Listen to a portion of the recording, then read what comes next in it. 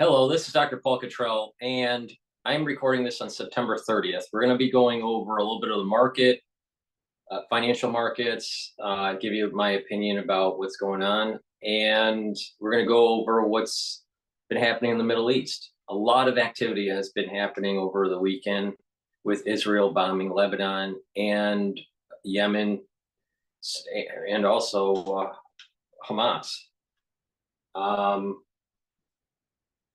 So let's go. We're going to go over a video by Fox, and then I'll also play some videos from Bloomberg. Before I do that, please make sure you subscribe to all my channels. I have 4 channels on YouTube. I have Brighteon, Bitchute, and Rumble. I also have ways where you can follow me on X and on GETTR. I actually have 2 Twitter feeds. Or not Twitter, or X feeds, and I have 1 feed for GETTR. So please subscribe to all those. If you could, please help support my work by donating. You can donate on my website, the-studio-reykjavik.com. You can donate through Stripe, PayPal, or Buy Me a Coffee on the bottom of the homepage. Or you can be a paid member on my Patreon channel. Higher tiered members on Patreon do get access to some of my lectures on pulmonology and immunology. I also have great products, all right? You can buy the products on my store individually or in these anti-aging boxes, all right? But one of the boxes is called the anti-aging beginners box. If someone was just wanting to start out getting healthy and, what should they do? One of those boxes would be a great place to start. Now, again, you can buy the anti-aging boxes. You get a little bit of a discount when you buy the boxes, or you can buy individual products on my store. I have lots of products to help boost up your immune system, help with cardiovascular health, help with neuroprotection, slow down the aging process, boost up the immune system, increase energy, improve your skin. I have lots of anti-aging boxes and lots of products. So with the anti-aging beginners box, what you get is the structural nano silver liquid. Take a teaspoon of it a day, swish it in your mouth, gargle 20 seconds or so, swallow, and that will maintain the mucosal barrier and neutralize pathogens. D3 helps to get cells to go into apoptosis. Also, it is a gene expression cofactor, very important for cellular processes. And D3 helps to absorb calcium. And then you get your choice of extra virgin olive oil, MCT coconut oil, or avocado oil in the 2-ounce bottle for C60. C60 is a very strong antioxidant that soaks up free radicals, that helps to reduce the stress in the cell so the cell works properly, and it helps to boost up the mitochondrial health. When the health of the mitochondria is improved in your cells, then you have more ATP and you have more energy for the cellular processes, but also for you to be moving around. And neurons need lots of ATP, lots of mitochondria. So C60 helps with boosting up that energy level. So again, what's in the anti-aging beginners box is the structural nano silver liquid, the C, the D3, and the C60. And the C60 is a very potent antioxidant. You should be taking it every day.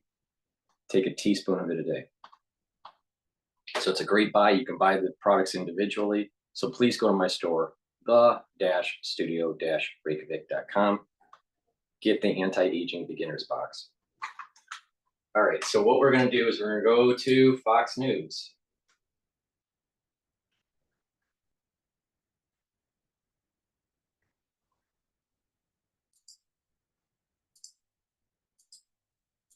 Off the mat. Hamas says Israel killed one of their leaders in an overnight airstrike in Lebanon and 3 other Palestinian leaders in Beirut. Nate Foy live in Tel Aviv with the details. Nate. Hey guys, good morning. Israeli airstrikes continue inflicting serious damage on several terrorist organizations, not only Hezbollah, but you mentioned also a Hamas leader taken out overnight in Lebanon along with his family, as well as 3 Palestinian militants from a separate organization in central Beirut, an area that had not been hit to this point of the conflict. Take a look at the damage here from Beirut. The Popular Front for the Liberation of Palestine is the group that the 3 militants belong to. They say the strike hit the upper floor of an apartment building, but another strike from Israel sent an even bigger message yesterday. Take a look at this. Israel hit Yemen's port city of Hadeda. This is retaliation after Yemen's Houthi rebels fired 2 missiles at Tel Aviv last week. Israel hit its target from over 1,100 miles away. That's roughly the same distance from Israel to Iran. Israeli leaders said after the strike it brings a clear message about Israel's capabilities.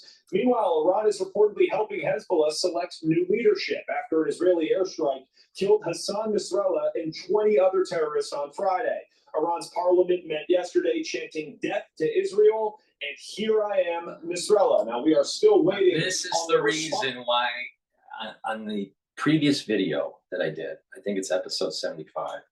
Let me just double check. I think it's episode 75. Episode 75, I talk about, so please go watch that if you haven't seen it. I talk about how the Ribby warned Israel what not to do in terms of in the 60s, the 70s, the 80s, and into the future. And because Israel didn't listen to the Ribby, all right, we are in the situation we're in. Now, what's happening is that Netanyahu was the one that was warned, all right? That's the interesting part of it, about this. Netanyahu is trying to take the lessons learned from not listening to the Ribby back in the 80s, and taking the lessons learned from the 2006 war in Lebanon and the failure of Israel to make this a successful campaign, all right? And what the Ribby said was basically, I'm paraphrasing it, but basically, don't worry about what the UN has to say. Go in and absolutely destroy the enemy. And that this will be a 7-front war. Now, what he was saying was so prophetic on, if you don't do this, these are the things that are going to happen. All right, you're going to have nations that are going to be trying to put pressure on you to not do things, and you're going to lose ground, and it's going to get worse. So, okay. So Israel is changing their tactic. All right, and that's basically, they don't care what the UN has to say, and they're basically saying, thank you very much, United States, for telling us, you know, what your opinion is, but this is what we're doing, which is the proper way to get this thing done. Now, this is going to be an all-out war in the Middle East. It's going to involve multiple fronts, and it's going to involve Iran. All right. Now, right here, Iran helping Hezbollah choose new leader. Well, I thought Iran didn't have that much control of Hezbollah, that it was somewhat its own rogue unit, but they funded a little bit. So there seems to be a lot more coordination with Iran and Hezbollah. And this is why it is so important to decapitate the Ayatollah from Iran and destroy the nuclear capability. Now, the United States is too afraid to do it. And the Ribby warned, don't be afraid, because it will get worse. Don't be afraid. You can do all the war planning, but if you do it for the right reasons, things will just fall into place because God lets it happen. If you do it for the wrong reasons and you do all this military planning and you think you got it all right, and and the battlefield is in your favor, God may say, you know what, I'm not going to allow it to happen, and bad things happen. So you got to have the right mindset for the right reasons, and there will be a blessing. You do it the wrong way, there will be a curse. Now, let's talk about the curse.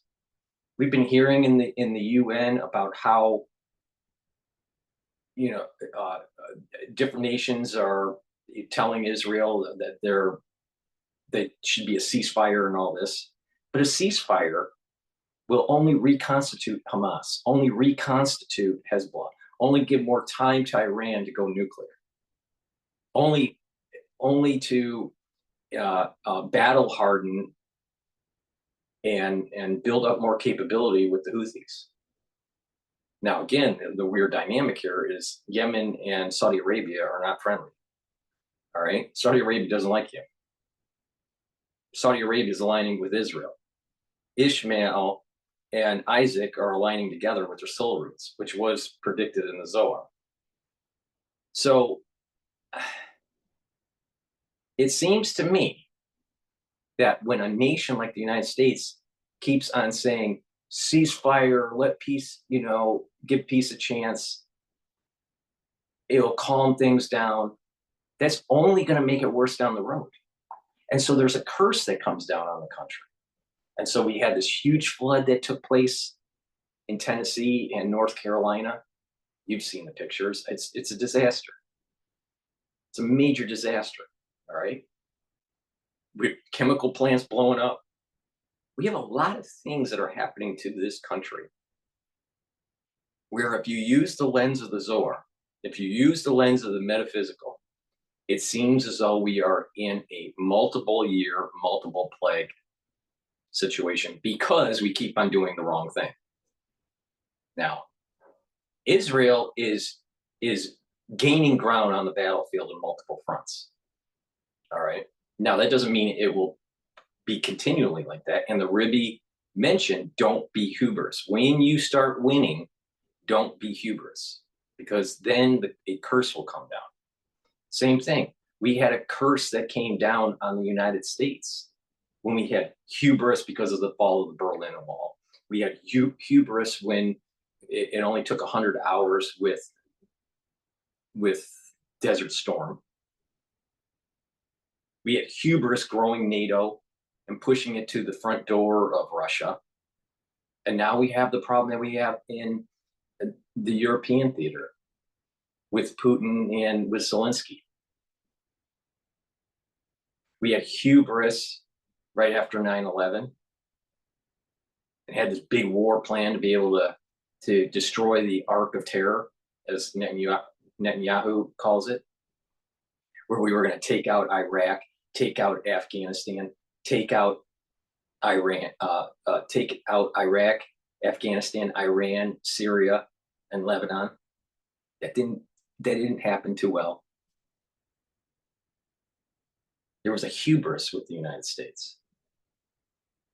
So the United States needs to get back, defend our interests, realize that just because you have all the technology, that doesn't mean that you're going to win on the battlefield.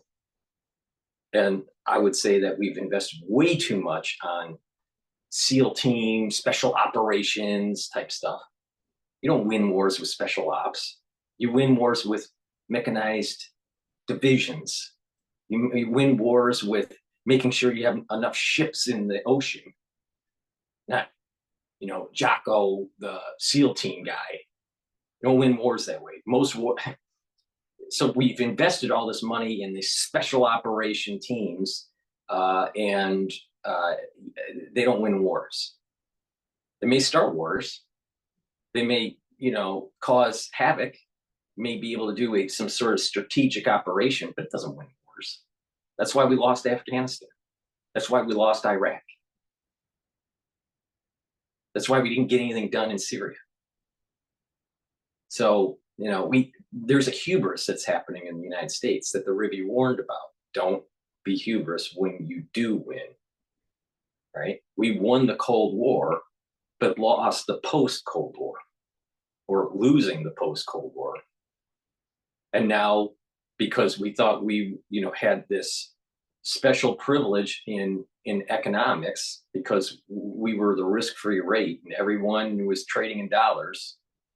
So we felt that we can just outsource our jobs to China for cheap products, only to build them up to the point where we're going to be going to war probably this decade, maybe even next year with China.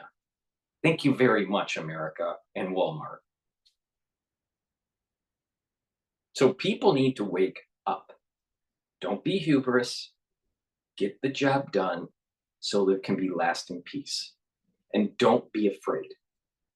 Now, in the context of the Middle East, it's knocking out Hezbollah, knocking out Hamas, decapitating the Ayatollah, and destroying the nuclear capability of Iran. And then the international community needs to come in and help rebuild Gaza, help rebuild Lebanon, help establish a democracy in Iran.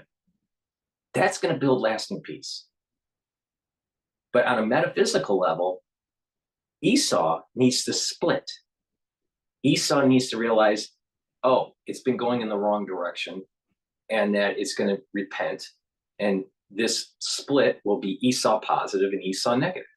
Esau negative stays with Hamas, Hezbollah, and Iran, the Ark of Terror. All right. Esau positive aligns with Jacob and Ishmael, where there is this ark, the ark of blessing, as Netanyahu describes this. All right. But there's a Zohar metaphysical thing that is happening. So as long as Israel and the United States is not afraid, there's going to be a major blessing. But if the United States and Israel is afraid, there's going to be a major curse that happens to the country. So it's a test. You have a free will. Do you want a blessing or do you want a curse? Now, there's an awful lot of people in the United States that are pacifists when it comes to the Middle East. Don't be surprised that more curse will happen to the land, to the economics, and to your own well-being, because that's exactly what's happening. Don't be afraid. Kill the enemy. There's an evilness in Esau negative that has to be killed, because on a metaphysical level, I know you probably won't fully understand what I'm saying, but Satan needs the soul root of Esau to survive. If you kill off Esau negative, the soul root of Satan is gone. The energy source is gone, and it dies, and that's where the Messianic age happens. Now, that's a metaphysical description of why this battle is taking place on this plane. All right. Now, there were some comments on a previous video that I did that I will expound on after I play finish this video, which is important, because it's not just the events in the Middle East. It's not just the pacifism that is happening in the United States. It's not just the pacifism that's happening with, maybe half of the nation in Israel, because there's an awful lot of ultra liberals that don't want to get the job done. All right. It's also tied to Europe. It's also tied to Asia. And there was an event that took place on September 24th, New York time, that is a pernicious inflection point that will lead to further conflict in the world. But don't be afraid. It's coming, but it's not something that you should be afraid of. If you're afraid, you're going to be cursed. If you're not afraid, you will be blessed. Don't be afraid on what's coming. All right. But I'll expand on that after this video, because I went off on a tangent here. Iran after Nasrallah's killing, but there are reports, interestingly, that small groups of Israelis. I don't understand why there's so much. Special forces are making small incursions into Lebanon to gather intelligence ahead of a possible ground invasion. Hezbollah's deputy chief just spoke moments ago. He said if that happens, Hezbollah is ready for it. I'll send it back to you guys. All right, Nate Foy, live for us in Tel Aviv. Nate, thank you so much. Let's bring in former senior advisor to Donald Trump's ambassador to Israel, David Friedman, Rabbi Aryeh Lightstone. Rabbi, good morning to you. Just want to get your thoughts, big picture, on what has transpired over an extremely short period of time where Israel has decimated the command structure of Hezbollah. I'm going to go off on a tangent again because this is PNN and I can do whatever the hell I want. All right, guys, when you have a wide collar, all right, make sure you don't wear a thin tie. Wear a thicker tie and tie it with either a, a half Windsor or full Windsor knot. All right, he tied it correctly. But if you look around, guys are buying wide collars and they're wearing thin ties and they're doing simple knots. So it doesn't even look right. So guys, pay attention to the details. All right. Okay.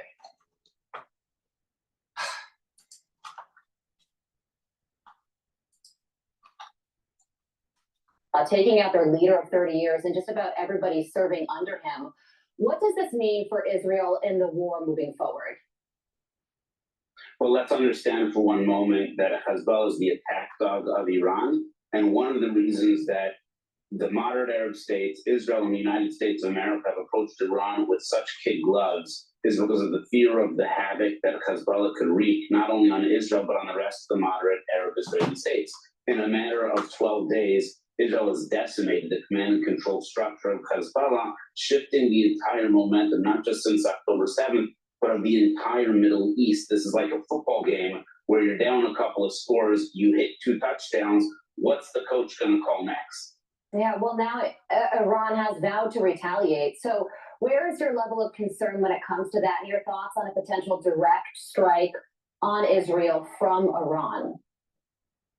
Well, on April 13th, Iran issued a direct strike against Israel, and the United States of America, together with Israel and other moderate Arab allies, were able to defend against that attack. Now is the moment for the President of the United States of America to tell Iran, hey, we saw what happened last time. There's not a second chance for this. If you strike, there will not be an Iranian nuclear program. There will not be an Iranian oil-producing port. And if they're able to deliver that message, Iran will not strike. They are losing their #1 attack dog, and they are on their heels right now. You cannot let them get up and begin to assert themselves offensively again. Well, on that note, there is, of course, a presidential election taking place, and Axios is reporting that Kamala Harris intends to stick to the Biden foreign policy game plan, writing, Harris will confront multiple hot wars around the globe if she wins in November, and has shown little daylight between herself and Biden on foreign affairs, except for an occasional nod towards those protesting Israel's conduct of the war in Gaza. Harris might not keep all of Biden's foreign policy personnel and views if she's elected, but she's mostly signaling continuity, at least for now. So what do you think about that? It sounds like at best Kamala Harris would be similar to Joe Biden when it comes to the war in Gaza and Middle East strategy overall. At worst, she could be making those nods towards pro-Palestinian supporters even more than the current administration is right now. Yeah, let's be very clear. Both of the hot wars going on, both in Europe and the Middle East, are President Biden's hot wars. It's his weakness and his feckless relationship to our allies and our close friends that have allowed the wars to be able to occur. Harris will make this substantially worse. President Trump brought us peace throughout the Middle East, and Biden has brought us the images that you see on the screen. The only difference between Biden and Harris is, to me, it's unclear who Harris would be rooting for in these wars. Israel has taken the offensive against these horrendous terrorists who are guilty of killing Americans. Let's not forget about the Marines in Lebanon in the 80s that have finally been avenged nearly 40 years later. Israel has done that. Israel has the ability to put Iran on its back foot after Harris has put them off the mat. Let's hope that we're able to help Israel continue and finish the war. Yeah, and their back foot is exactly where they should be. Rabbi Aryeh Lightstone, thank you so much for joining us. It's good to see you, talk to you as always. I'm Steve Ducey. I'm Brian Kilmeade. And I'm Ainsley Earhart. And click here to subscribe to the Fox News YouTube page to catch our hottest interviews and most compelling analysis. All right.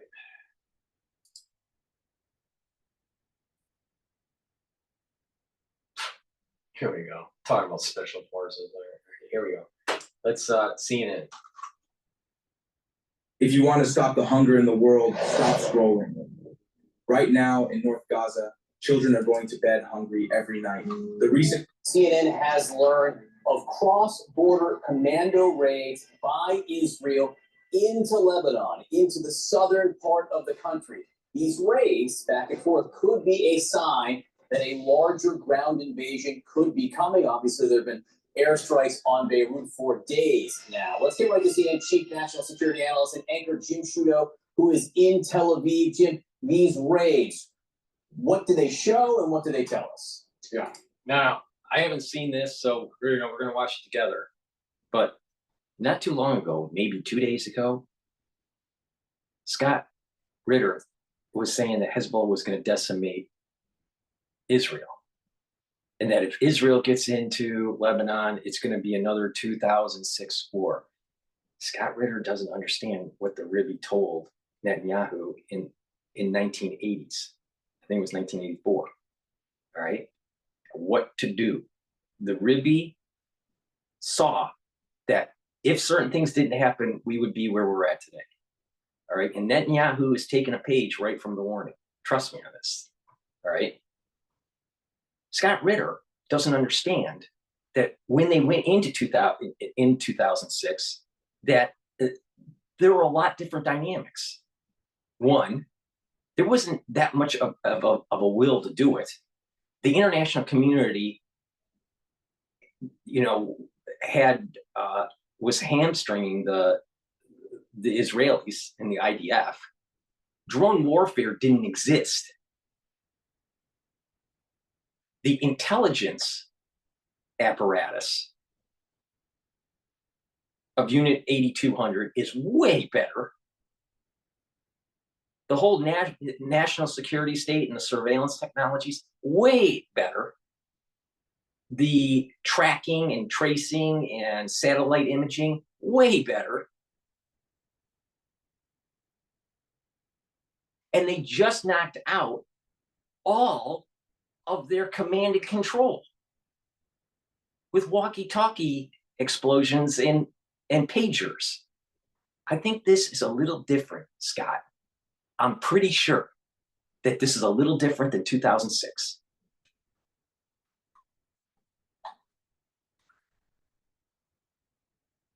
I'm telling you, you can't just go, well, they failed in 2006, which they did, to assume that they will fail this time. If anything, through lessons learned, they probably will succeed.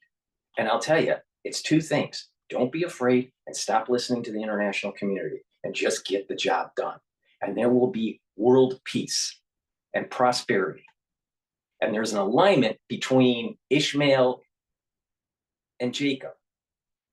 That didn't happen in 2006, Scott.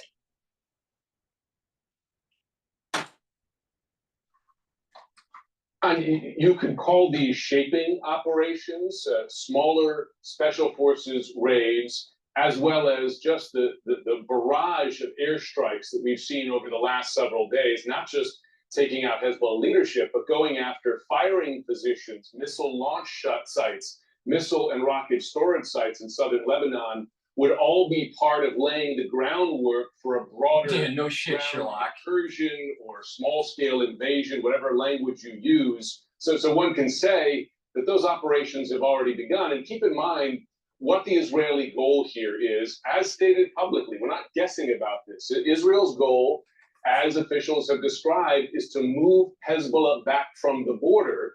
And to do that, they seem to be making it clear they don't just intend to do damage to Hezbollah forces along the border, but push them back. The typical dividing line is the Litani River, about 10 miles back from the border. So that when you have the Israeli defense minister go speak to Israeli forces now massing on the northern border and use this phrase, we will employ all the capabilities at our disposal, that's quite clear public signaling about what may very well be the next step. And I think you could see these special operations raids, as well as the bombing and the strikes we've seen in recent days, as part of that same ground operation. Jim, what is now known about Hezbollah as it is currently constituted, their will and ability to carry out retaliation? You know what, John? I think to some degree in recent days and weeks, if you go back, for instance, to the pager attack, as well as the killing on Friday of Nasrallah, We've seen something of a piercing of the bubble of Hezbollah's military capabilities. As advertised, this was Iran's strongest proxy weapon in the Middle East and against Israel. Scott Ritter a couple days ago said that wasn't going to happen.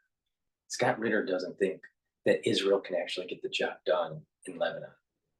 As long as they don't fear, and as long as they don't listen to the international community, they will win. And oh, by the way, the Ribby said that in 1984.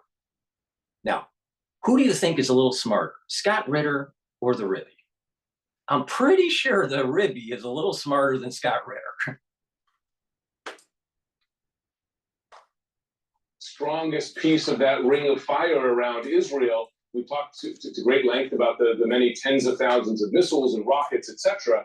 But now, in just a few days' time, Israel has not only dismantled its leadership right up to the very top, but it's taken out a lot of those very missiles, which raises questions as to whether, even if a decision were made by Hezbollah to carry out a sizable retaliation, who would make that decision and how would they communicate that to field commanders to then carry it out? It's not clear that they have the capability to do that. I don't mean to underestimate Hezbollah's remaining arsenal or the threat, but the blow that Israel has struck in recent days really raises questions as to what they're capable of. And we should also keep in mind, don't be hubris. Israel followed the direction of the Ribby back in 60, the 70s, and the 80s. All right. He told them what to do when you're in this kind of situation, and they finally listened. All right. And it's working. Israel, don't be hubris. The United States, support. Don't be hubris. Focus on the main objective, which is cutting the head off, literally, of the Ayatollah and stopping the nuclear development and allowing for democracy to flourish in Iran. That's the focus. And as long as the United States and Israel isn't hubris and says and focuses on the idea that God allowed it to happen, because Israel could have done all this infiltration, made these, tactical moves and booby traps and all this stuff. But God may have said, you know what, you're too hubris, you think you know it all, and I'm not going to let you do it. And so it doesn't work. So we need to focus. Don't be fearful. Stop listening to the international community with kicking the can down the road, because it doesn't work and it only causes more damage and destruction, and it's more costly. And don't be hubris. And Israel and the United States is going to be blessed. You've heard Donald Trump say, we're going to be winning and winning and winning, and you're going to be winning so much, you're just you don't know what to do. All right, it's something's very similar. All right, there's going to be a blessing that comes down. But if we are hubris or we're afraid to knock out Iran, there's going to be a curse.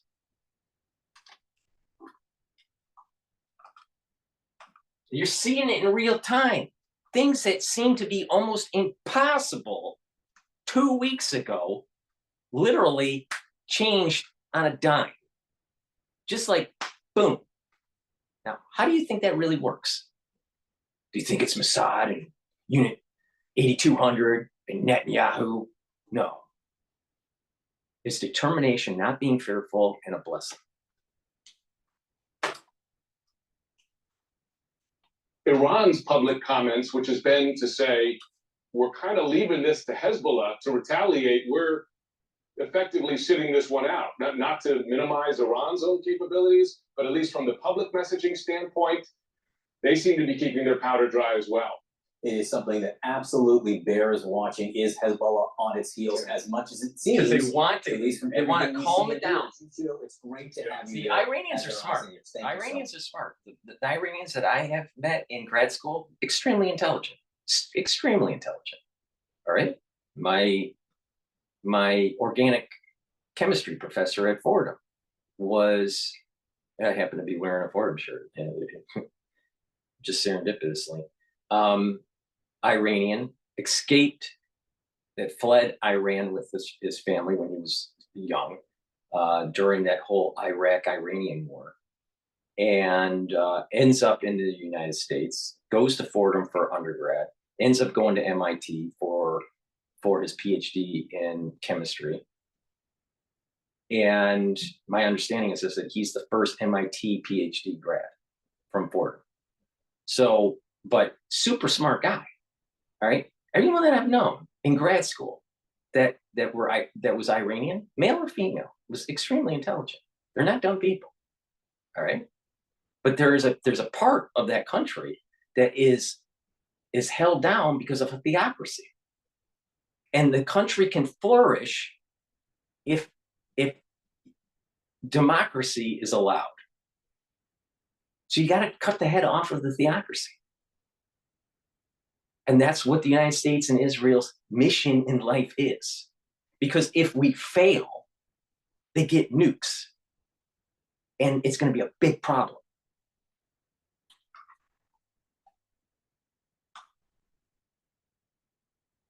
So back to the point. So they're not dumb. They're smart. So what they want to do is calm it down because they know that Israel has the momentum. It's like watching football, all right? If a team has momentum and is driving down the field, you want to try to stop that momentum, all right? There's various ways to do that, but you want to try to stop that momentum so they don't score. So Hezbollah and Iran are trying to stop the momentum by not acting. And seeing if the international community will put more pressure on Israel. Ceasefire, ceasefire. Oh, that's too much, Israel. And so they can reconstitute, which is what they have done for decades. Israel starts gaining, and all of a sudden the international community comes in and ceasefire. No. Focus. Stop worrying about what the international community has to say. Get the fucking job done. And there'll be peace for everybody.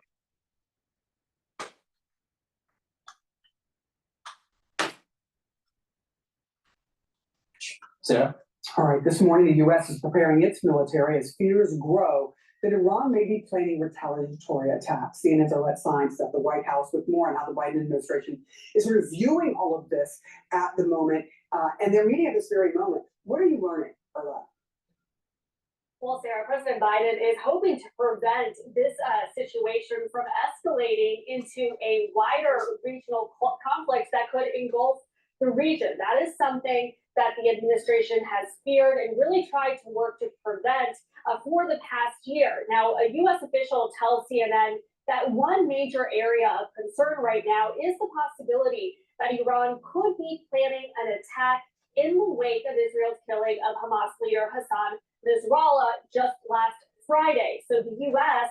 is working with Israel on its defenses, this U.S. official said, hoping that a joint defense and a change in the U.S. military posture in the region could potentially ward off a potential attack. Now, this official did not outline what an Iranian attack would look like or specify the exact moves that the U.S. could take. But the Pentagon, in a statement on Sunday, did stress that if Iran tries to, or any of its partners or proxies, tries to use this moment to target either American personnel or American interests, that the U.S. would respond to defend the American people. The Pentagon has noted that they have significant capabilities in the region, including a carrier strike group, and they are also working to increase the readiness of U.S. troops who could mobilize to the region. Now, President Biden on Saturday convenes a meeting of his national security team along with Vice President Kamala Harris to assess the situation in the Middle East and also talk about the readiness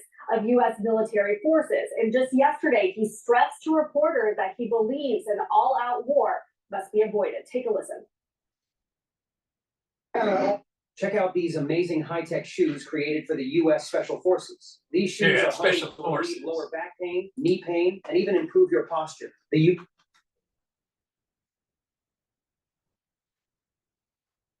Come on, CNN, what the hell? It's 5:50. CNN has learned of cross-border commando raids by Israel. Out war in the Middle East be avoided. Already taken precautions relative to our embassies and personnel who want to leave. Let me accentuate the point that I'm making here and how stupid Biden is and how stupid our foreign policy is and how it's been a fucking failure for 50 fucking years in the Middle East.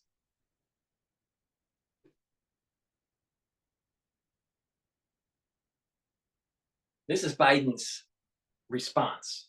It has to be. We really have to avoid it. This is talking about war in the Middle East or escalation of violence in the Middle East. It has to be. We really have to avoid it.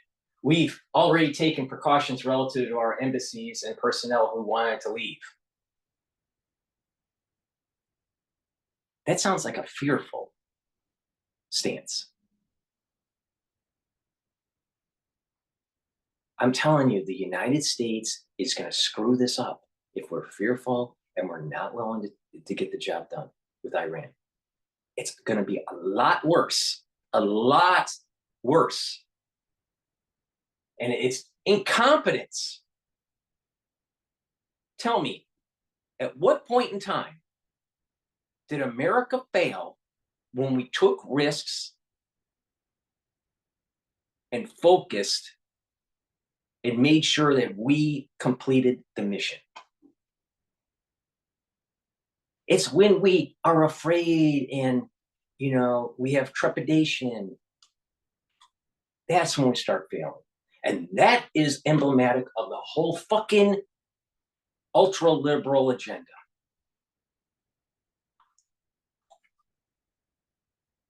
The pacifists.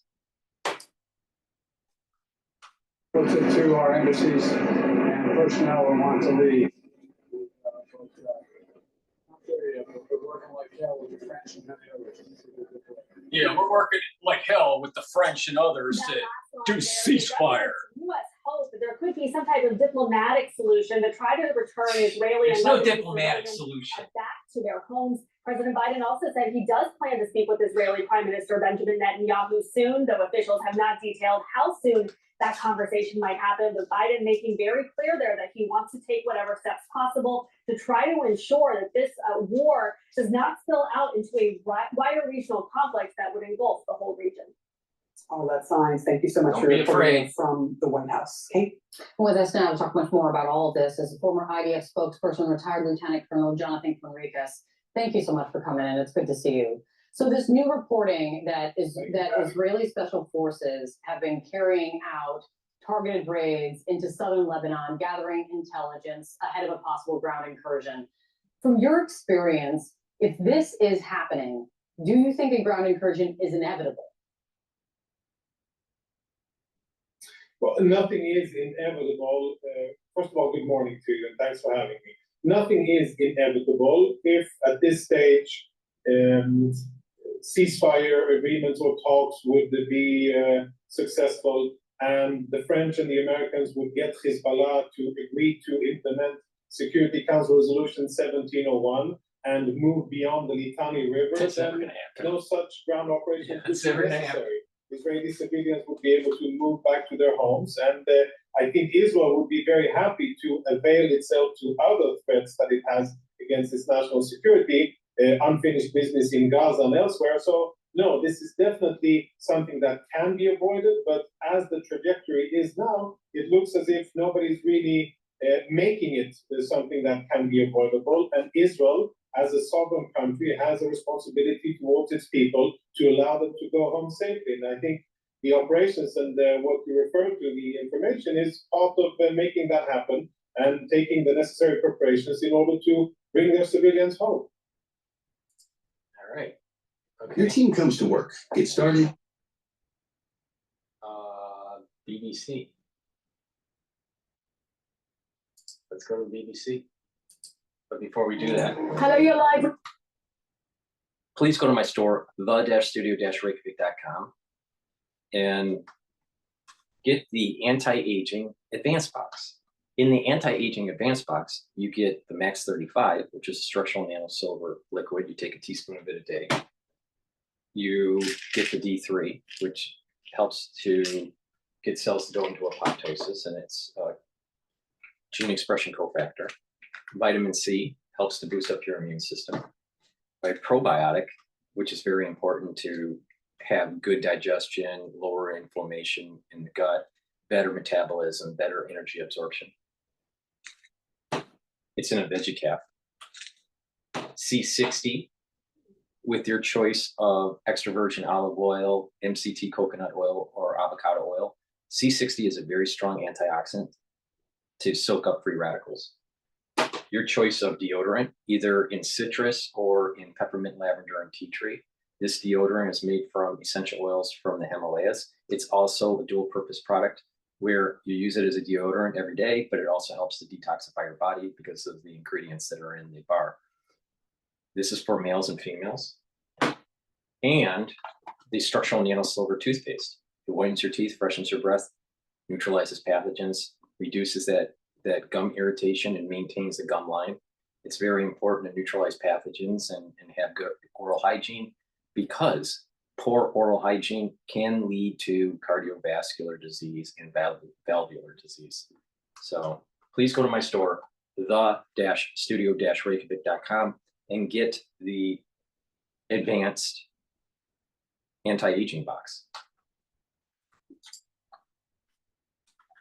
BBC News, I'm Anna Foster here in Martyrs Square in the heart of Beirut. Just in the last hour here in Lebanon, Hezbollah has said that it will continue to fight against Israel, and it says that it will choose a successor to Hassan Nasrallah at the earliest opportunity. Now, this was after the leader of Hezbollah for more than 3 decades was killed in an Israeli airstrike in the southern suburbs here in Beirut on Friday evening. And in fact, the people that you can see behind me here in Martyrs Square are people who have been here on these streets ever since. These are people who left their homes in the southern suburbs of Beirut, and it's a scene like this along the Corniche, along the waterfront.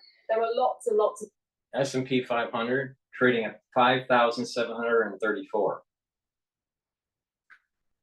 Again, my target for the end of the year is 5,800 or 6,000 for the S&P 500. All right. Now there's going to be this little bit of an undulation as we're moving towards the election. Well, not just here in Beirut, but in the Bekaa Valley as well, in the east and in the south of Lebanon, who've left their homes because of the ongoing violence. Lebanon's caretaker Prime Minister Najib Mikati has said that around 1 million people, which is a huge proportion, maybe 1/5 of the population here in Lebanon, risk being displaced because of the thing is, you know, the big badass military that Biden is supposedly in charge of. Why is it that Israel has to attack Yemen? Why couldn't it have the Navy and our Air Force neutralize Yemen and the Houthis? Why? Because Biden is afraid. It's not like the United States can't do it. Hell, Saudi Arabia wants us to do it.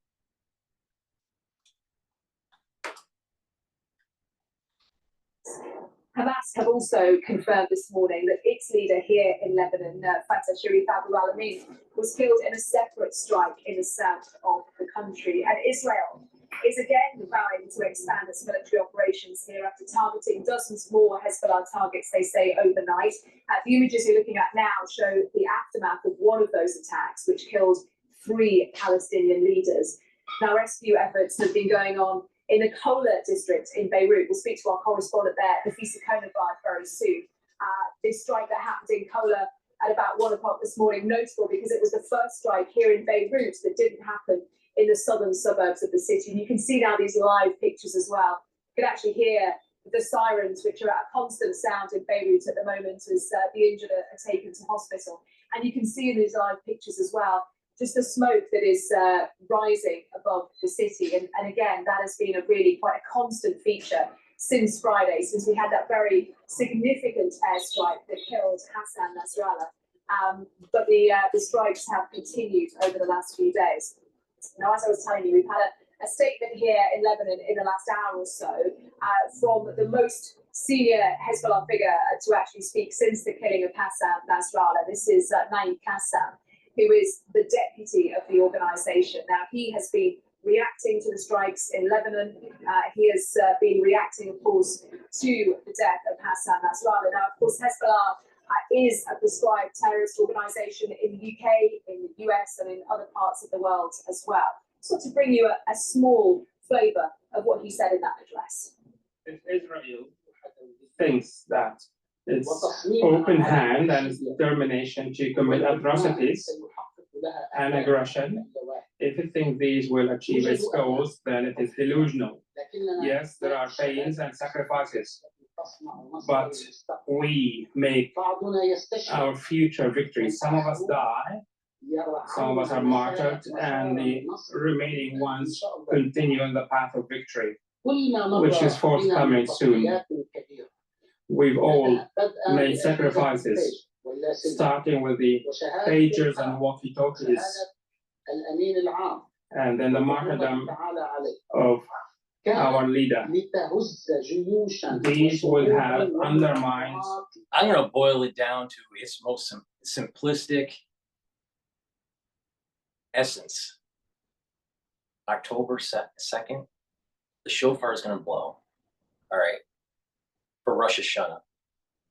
And for the Jewish people, there's going to be a blessing that comes down, because this whole freaking year has been nothing but a curse. But the beginning of the new year is October 2nd, and it's going to be a really bad year for him. Trust me on this.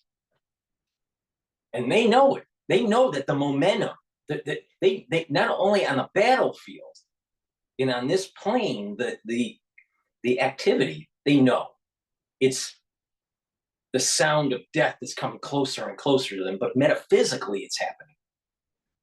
These people are religious. They understand the metaphysical. They understand these strange changes and dynamics with soul roots and Kabbalistic texts, and they get it. They're not dumb. They're just gonna die. Happy New Year, motherfucker. Major armies and organizations, but we continue with the help of God. Well, that's what Naim Qassam has been saying in the last hour here in Lebanon, and on the other side of the border in Israel as well. Israel's Defense Minister Yoav Gallant has been meeting his troops on the northern border. I just want to tell you a couple of the things that he has been saying. The elimination, he says, of Hassan Nasrallah is a very important step, but not everything. This is a short video that's been released. He's telling troops, we'll use all the abilities we have, and if someone on the other side did not understand what all the abilities mean, it is all the abilities. And you, he said to his troops, are part of this effort. We trust you to be able to accomplish anything. It sounds like a tautology. Circle, just circle logic, circle, circle, circle, circle, like a turban. And Yoav Gallant goes on to say, everything that needs to be done will be done, and we will use all the forces from the air, sea, and land. I also want to Bring it on, a short clip from Nasser Kanani. He is the foreign ministry spokesman in Iran. He's held a news conference again this morning condemning the killing of Hassan Nasrallah, the leader of Hezbollah. Mr. Kanani said that although Hassan Nasrallah was, in his words, martyred, his cause is still alive. Our foreign minister has had a meeting and has talked on the phone with his Lebanese counterpart. They have been discussing issues and they've discussed what they should do, both by Iran and by the Lebanese government at the same time, so that we can follow up on our political and legal demands. Naturally, the Iranian side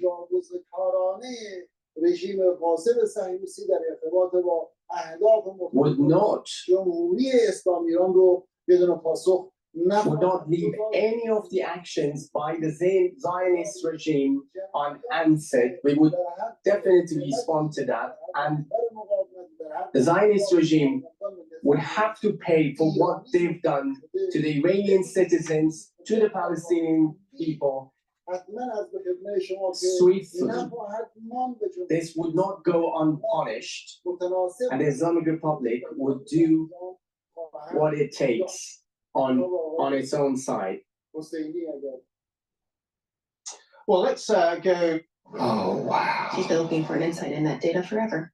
Oh, I'm gonna find did you it. tell her about Sapphire? No, I thought you did. I'm gonna tell her. Oh no. The quickest way from 1 billion points of data to a point of view. Sapphire. Well, let's go live now to our Middle East correspondent, Ilan Nell, who's in Iran says death will What's not the be latest around unanswered. the Israeli authorities are saying about their operations against Hezbollah. Well, we've been hearing from them how they have really been hitting on multiple fronts inside Lebanon, targeting what they say are rockets and rocket launch sites, but also senior figures from Hezbollah as a group. And the assessment, as it's reported in the Israeli media, is that they really have destroyed much of Hezbollah's firepower with these very intense aerial campaign that has gone on for the past week. But still, what we're hearing, particularly from the mayors of those towns in the north of Israel that have been evacuated as a result of the cross-border missile fire that's gone on now for 11 months since the start of the war in Gaza. Those mayors want, for their citizens to be able to return real safety along the border. They say that comes only with a ground invasion, with dealing with the infrastructure that Hezbollah has set up just close to the border and even under the border since that devastating war between Israel and Hezbollah back in 2006. They say people will not go back to their homes unless that is dealt with. So there is increasing speculation here about whether Israel will go for a ground invasion. Those comments, the latest ones by the Israeli Defense Minister Yoav Gallant, really hinting that things are moving in that direction, with him addressing ground troops close to the border and telling them, you're part of this effort. We trust you to be able to accomplish anything, and we will use all the capabilities that we have. So there have been some reports in the Wall Street Journal that actually elite Israeli military units have already carried out limited and focused raids across the border. That is not something that's confirmed at all on the Israeli side. But the question being asked is, if Israel was to go in to southern Lebanon as well, what would it do? Its aim would be to push Hezbollah away from the border, to make it keep to the UN Security Council resolution that ended the 2006 war. That means making sure that Hezbollah is to the north of the Litani River. So would Israel go and try to occupy that big area in the south of Lebanon up to the river, or would it go for a smaller scale operation closer to the border?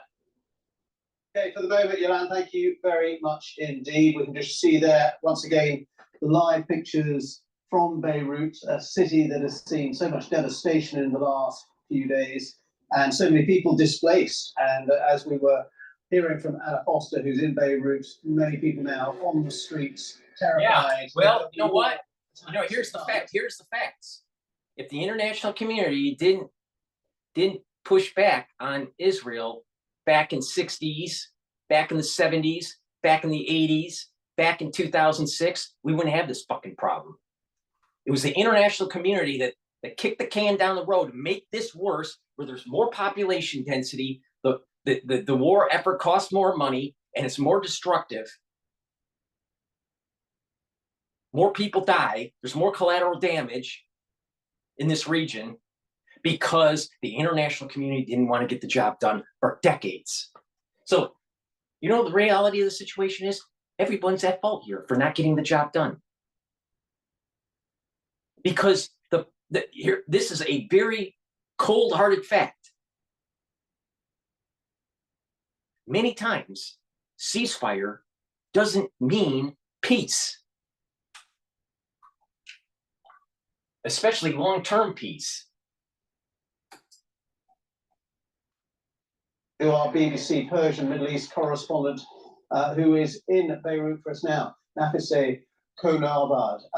Nafise, what is the mood amongst It's amazing with there? this BBC. BBC is, not so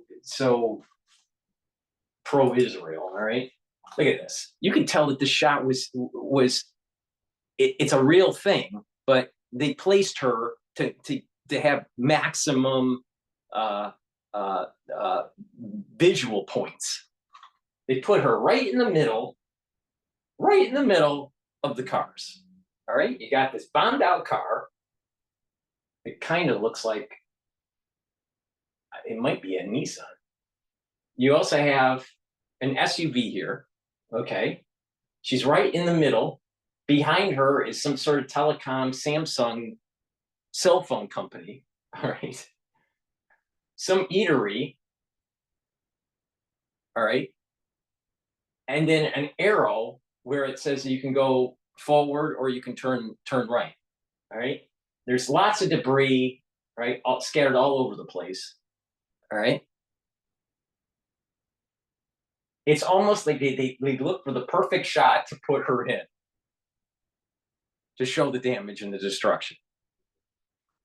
Let's continue, because BBC is totally unbiased. Say, Konarbad, Nafisay, what is the mood amongst people there? They must be fearful that there will be further airstrikes. You can skip this video, but you can't skip I'm going the to be truth. skipping it. Right now in North Gaza, children are going to bed hungry every night. Yes, Ben, and especially after last night's airstrikes on the building behind me, which is in a Sunni majority area in Beirut. It is part of Beirut, and it is not Hezbollah stronghold that this time was attacked. It seems that it was a targeted assassination because only one floor, it's a 6th floor of an 11-story building, was hit. Clearly that the target was in the 6th floor of this building, but around the building I can see a lot of cars that are damaged, smashed, and windows shattered, and the sound, the blast sound, we could hear all over. We could hear it from across Beirut. My home was shaken. What do you think war is, honey? Which wasn't very close, but not too far as well. But my home was shaken because the blast was so strong. And this is the first time after the war of 2006 between Hezbollah and Israel that a part outside Hezbollah stronghold is being hit by Israel. And now that I'm talking to you... And if Israel listened to the Ribbies warning and got the job done in 2006, they wouldn't have this problem. The international community pushed the can down the road, and now we have a major problem. And Iran is closer to a nuclear weapon. How lovely. And by the way, the Biden administration seems to be paving a way with a golden brick road for the Iranians to see the Wizard of Oz, to be able to have their nuclear weapon. Because their foreign policy, their Biden's administration foreign policy sucks.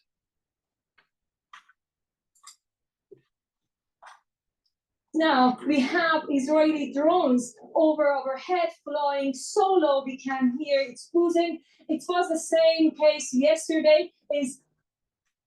Scott,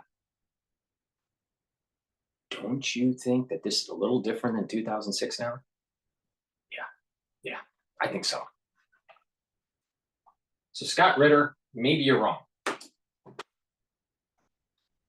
Unusually, in the past 2 days, these drones are flying so low, and it seems that that's part of the surveillance. So there are a big fear among people that soon enough we will have similar assassinations or similar attacks in other parts of Beirut that are considered relatively safe and out of the target for Israel. Okay, Nafisa, for the moment, thank you very much indeed. It's the latest there from Beirut. And I just want to tell you that on our BBC Live page, there's analysis from Paul Adams, who's been in northern Israel for quite a few days, and just talking about the build-up of Israeli tanks that have been massing close to the Lebanese border, reservists called up, and Israel's top general telling troops to prepare to operate inside Hezbollah strongholds. It's coming. So that I'm is, telling you, when the shofar blows for Rosh Hashanah, there's going to be a serious kinetic event happening. All right. All right. With that said, please go to my store, the-studio-reykjavik.com. It's the-studio-reykjavik.com, and get the anti-aging deluxe box. In the anti-aging deluxe box, what you get, it's a lot of products. You get Max 35, D3, vitamin C, you get the probiotic, you get a very strong antioxidant, C60, either in extra virgin olive oil, coconut oil, or avocado oil, 2 ounce. Take a teaspoon of it a day. Your choice of deodorant, citrus or peppermint, lavender, and tea tree. The deodorants are for males and females, and they help to detoxify the body. Made from essential oils from the Himalayas. Structural Nano Silver toothpaste. This is the best toothpaste that you can buy. And resveratrol to get rid of those cells that went into senescence. In addition, it's an antioxidant and helps with mitochondrial health. It is synergistic with C60. Okay. Now, in the Super Deluxe box, you get everything I just said in the anti-aging deluxe box, but in the Super Deluxe box, you also get omega-3, which brings down your LDL levels and increases your HDL levels. Also helps with keeping your red blood cells from sticking. So this helps preventing clots or overclotting. Turmeric brings down inflammation. Ashwagandha also helps bring down inflammation, helps to bring down cortisol levels and glucose levels. Very important, and is synergistic with turmeric. And vitamin B complex, very important for cellular metabolism, for energy, and for the health of your mitochondria. Your mitochondria, especially the first 5 B vitamins, B1 through B5, help with the electron transport chain for the mitochondria. So the electron transport chain in the mitochondria helps to produce your ATP. So this is very important to take, especially when you get older. So please go to the store, the-studio-reykjavik.com, get the anti-aging deluxe box or the anti-aging super deluxe box.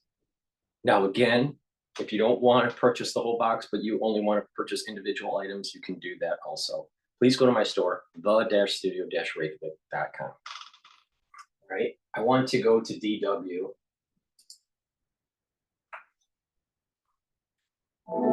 Pushing the limits starts long before you cross the finish line. It begins the moment you say, I can do this. At TCS, our experts transform. I want people to and go to businesses. Bloomberg here because they're talking about supply chain. How did they Right, which basically says that they can get involved and restrict the activities and power of labor unions when it winds up upsetting the country, basically, and they can't sort of function as a whole. So to this point then, if we get something, let's just say 50 to 70%. This is a labor problem in over the 6 years. port. What does on the that East look Coast. like for the companies that will be involved for that? So I don't cover the port operators themselves. I cover Maersk, which has some port operations. I mean, it will just mean that their costs are rising. Right now, those are pretty good businesses. I think the more interesting thing from my perspective is the union's inability to accept the reality of automation. Obviously, they want to protect jobs, but in a world of AI, and productivity improvements, whether that's, in offices or on docks. There's really a lot to be said there. And it would be a shame that, the US ports wouldn't be as competitive to other ports around the world. All right, Lee, thanks so much for joining us. Always appreciate getting your time. Lee Klaskow, he's the Senior Transport, Logistics, and Shipping Analyst for Bloomberg Intelligence. He follows everything, the rails, the trucks, the sea ships, all that kind of stuff, logistics company. So he's our supply chain. There was a strike on the West Coast that they settled. Now it looks like there's going to be a strike on the East Coast with the ports. So we may actually see an increase in cost of goods because there's going to be demand, but no supply. So cost of goods may go up. And items that you are looking for, you may not be able to get. So, just be careful. If this continues on, if this is just a few days, it's no big deal. But if this continues on for weeks, it may actually affect the holiday season sales. And, so just keep that in mind. Let's continue on. Maybe they'll continue on the. He joins us from just look at all the ports that are along the East Coast part of the Gulf. The day that's really kind of got my attention, keeping read in on it, is these auto companies really having a tough time. Stellantis stock getting slammed, as John Tucker's been reporting, and it just goes to the issue. Boy, if I were an investor, I'm like, I don't know how I would invest with any of these companies with any confidence. I just don't know how this whole transition to electric is going to go. I have no idea. Yeah, and also, where is the bottom?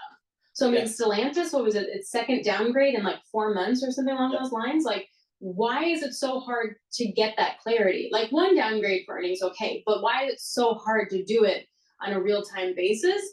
And then how do you even know when the trough is to know how to start pricing in other stuff? Yep, absolutely. It's just, I don't think the companies really have a handle on where their demand is for their business because, again, they're transitioning from one business model that they've been in for more than 100 years to a completely different business model. Not even that, but there's a great article out right now that says that Ford has emerged as the American firm most at risk from its exposure to China.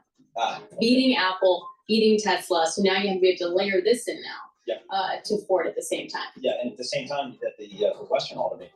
People don't understand that it's not just Europe, it's not just the Middle East, it's Asia.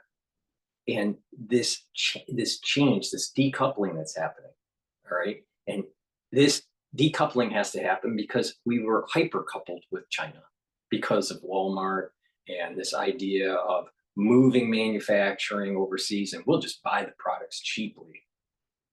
Now, part of that was a strategic financial engineering free trade agreement where, basically the Chinese were buying American bonds after we bought their products. So we send money there, build plants. So they have FDI. They have jobs. They make stuff we buy. We give them dollars and they buy our bonds. But that game's over now. We imported deflation to make cheap products overseas, and it was supercharged with Walmart. Now we have a gutted military. We don't have a manufacturing base, and our citizens have an IQ of 98. Lovely. And we have social media that makes you even stupid, more stupid. And these smartphones they don't make you smart, they make you dumb.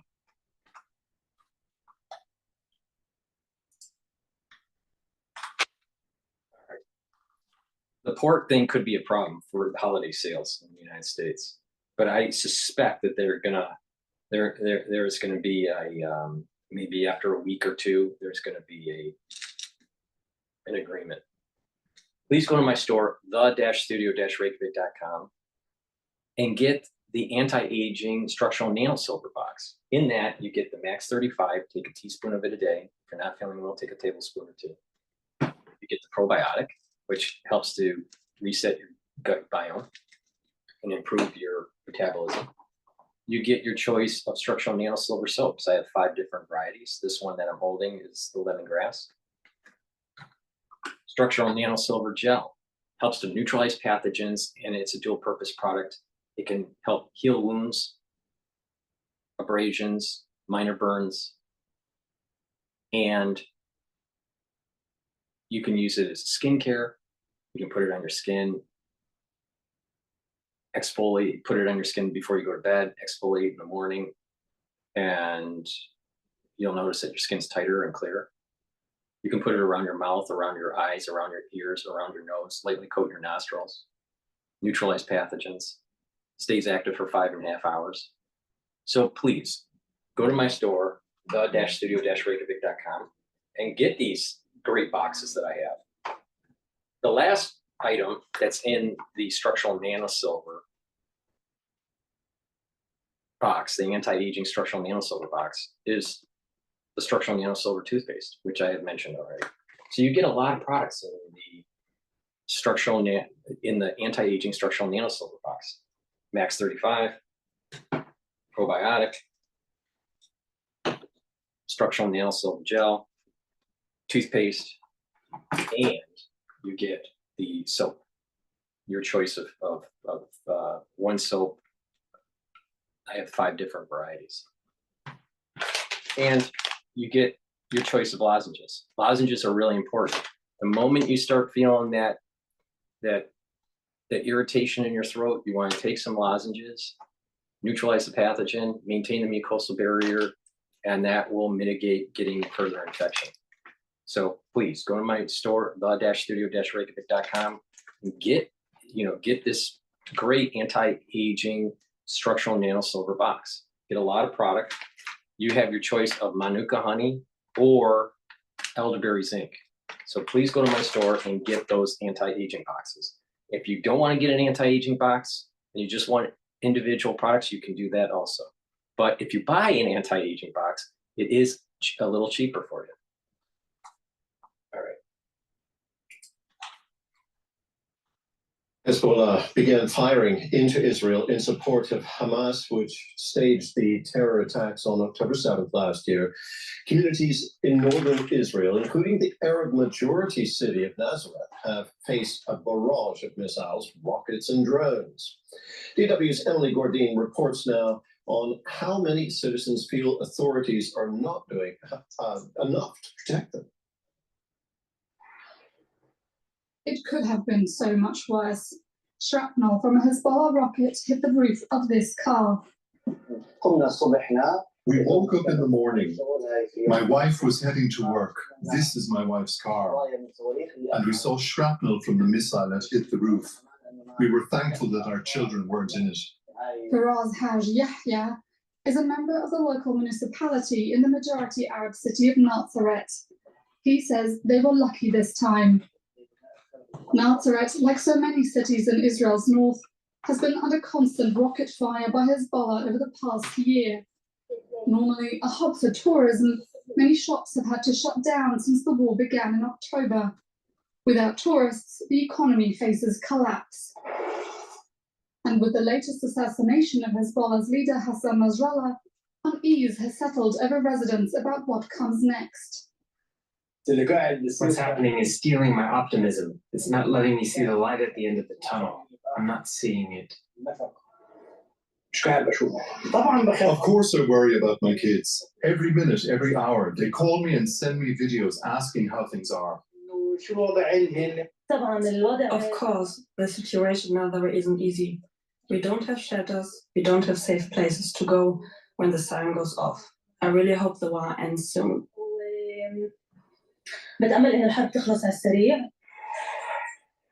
Bunkers are a really important part of Israel's strategy to keep everyone safe.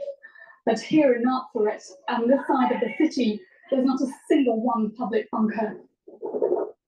Many of the houses were built before it was mandatory to include shelters in them, and Firaz Haj Yahya says it leaves residents vulnerable. In Nazareth, there are a few shelters that are old, and they haven't been prepared at all.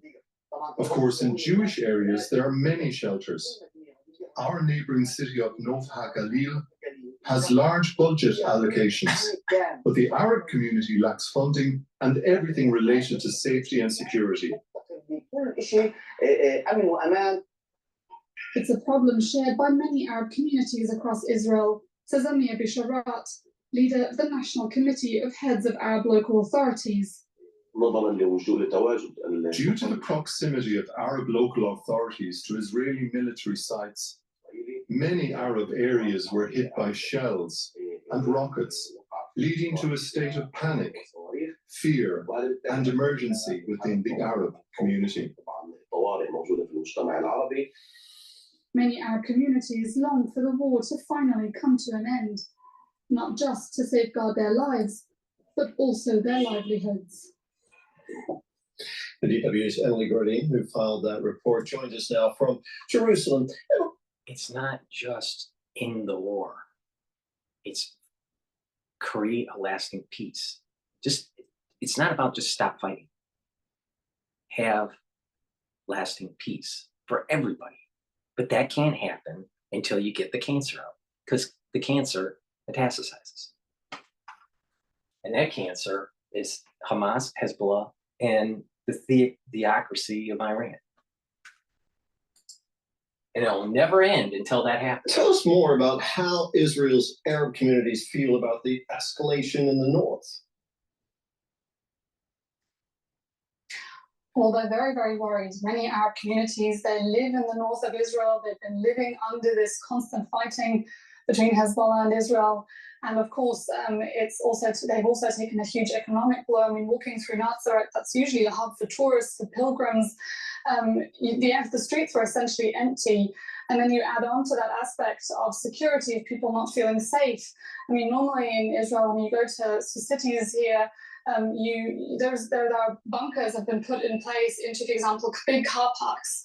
But walking through the old town of Nazareth yesterday, there was not a single public bunker that you could have run to if there would have been an air siren or air alert. And so what we're hearing essentially from the Arab community is that they're joining calls by hostage families, by hostage relatives for a ceasefire in Gaza, for a ceasefire deal in Gaza, as well as in Lebanon. They see this as the only way of ending fighting. But essentially what we're looking at the moment, what we're seeing right now is that these calls are just not being heard. Now, in a separate development, we understand Israeli Prime Minister Benjamin Netanyahu has appointed his former rival, Gideon Sa'ar, to his cabinet. What can you tell us about that appointment? That's right. Gideon Sa'ar essentially is joining the government as a minister without portfolio, so a minister without an actual department. Gideon Sa'ar is the leader of the New Hope Party, which is a fairly small party that hasn't been doing very well in the polls recently. Now, why is he joining the government? Well, that could have two reasons, essentially. One is because, well, there's been rumors of the past few weeks that Prime Minister Benjamin Netanyahu would like to remove Yoav Gallant, the defense minister, from his cabinet. They've not seen eye to eye on a few things. Gallant, for example, was in favor of a hostage deal, and Netanyahu now sees the opportunity of potentially swapping him out with Gideon Sa'ar. And number two could be essentially to strip National Security Minister, or reason number two could be to strip National Security Minister Itamar Ben-Gvir of the power to break up this coalition government. What we've seen over the past few months is that every time there's been a policy that has not been to the liking of National Security Minister Itamar Ben-Gvir, then he has threatened to break up the government over this, and this is essentially Netanyahu's chance to strip him of that power. Now, the news has been received very critically in Israel itself. Many see it as an opportunistic move of Gideon Sa'ar, because he spent the better part of last year criticizing precisely this government. And it's being seen as a way of propping up this government now. A columnist in an Israeli newspaper here in Yediot Ahronot actually wrote this morning that this is quote, a painful blow to a large number of Israelis who think that Netanyahu needs to go. So certainly there is some consensus that this could lead to a stabilization of the government, and at the same time, it's also been received very, very critically. Emily, thank you very much. That was our correspondent, Emily Gordine, in Jerusalem. Please go to my store, the-studio-reykjavik.com, and I have the anti-aging skin health beginners box. And in that, you get the collagen, which is has a scooper. You take a scooper full each day. You mix it with food. You can mix it with milk, or you can mix it with water. I mix it with food. And it has a very extensive amino acid profile here, okay, that you can see on the screen. So you would take this every day. You also get vitamin C. This cross-links with collagen to improve your dermal layer. You need to drink 32 to 64 ounces of filtered water to allow for this cross-linking to take place. And then you also get the structural nanosilver gel. You put this on your skin, all right? It works the best by just applying it on your skin before you go to bed, and then exfoliate in the morning. And you'll notice that your skin is tighter and clearer, especially on your facial area. It'll tighten the skin. So this is a great way to improve the health of your skin. Vitamin C, the structural nanosilver gel, and the collagen. Now the collagen and the vitamin C helps with the dermal layer, and the structural nanosilver gel helps with the topical layer. Now with the advanced box, the anti-aging advanced skin health box, all right, you get resveratrol, which helps to get rid of senescent cells. It's an antioxidant, and it helps with mitochondrial health, all right? This will improve the basal layer. Now, the basal layer of your skin helps to rejuvenate your skin. So your skin flakes off, and it has different layers, all right? Most of the time, it has 7 layers. And as it moves closer to the surface, it has more keratin. So the cell is actually less alive as it's building up keratin. And that's the reason why our skin is waterproof and has it has a barrier for protection because of that high keratin content. The lower you go, the less keratin and the more alive the cell is. Up to the basal layer, where at the basal layer, deep into your skin, that's where you start to generate new cells. So this basal layer has stem cells, all right? You need that basal layer healthy to have healthy skin. Now, you can improve the basal layer by taking the resveratrol and the C60. Now, you get a choice of extra virgin olive oil, MCT coconut oil, or avocado oil. C60 is a very strong antioxidant. It's synergistic with resveratrol. So resveratrol gets rid of the senescent cells and improves the mitochondrial health of the basal layer. C60 soaks up those free radicals. Resveratrol also soaks up free radicals, but C60 is much more potent and soaks up many more free radicals. And that way the basal layer is healthier and the mitochondria health is improved, has more energy to be able to do cell division. Very important, right? Then, so the basal layer is improved, and then as the cells are dividing to make new skin and building up the dermal layer, the cross-linking between vitamin C and the collagen happens, all right? And that's through drinking the filtered water, you get the cross-linking. And then the structural nanosilver gel for topical treatment. That way you're improving your basal layer, you're improving the dermal layer, and you're improving the topical layer, all right? So please go to my store, the-studio-reykjavik.com. If you want to get the beginner's box for the skin health, the collagen, the gel, and the vitamin C. And if you want to get the advanced skin health box, you also get resveratrol and your choice of C60. It's a great buy and it improves your skin. All right, so please go to my store, the-studio-reykjavik.com, and get your anti-aging skin health boxes. All right, so with that said, let's Hello, you're live with BBC News. I'm Anna Foster here in Martin. Oh, Democracy Now! Let's go to Democracy Now! Because they're so open-minded. I mean, the host of the show is like super ultra liberal. This news is funded by viewers like you. Yeah, Please ultra support liberals. our work at democracynow.org/give. This is Democracy Now! We're going to turn to Washington, D.C. right now for more on all of this, to look at how Iran could respond to the Israeli strike Friday in Lebanon that killed the Hezbollah leader Hassan Nasrallah. We go to Trita Parsi, Executive Vice President of the Quincy Institute for Responsible Statecraft. He's just written a piece for Zeteo, headline Nasrallah Assassinated, What Happens Next? Responsible statecraft? I mean, these centers and these positions, I mean, they just like, it's like right out of a horror film. Responsible statecraft. See, this is the problem. It's this top-down intelligentsia, theocratic mechanisms that are being built out at the international level that are causing us to reach. They're causing us to not reach peace because they don't allow for a system to reach like a homeostasis. They intervene. Imagine this, all right?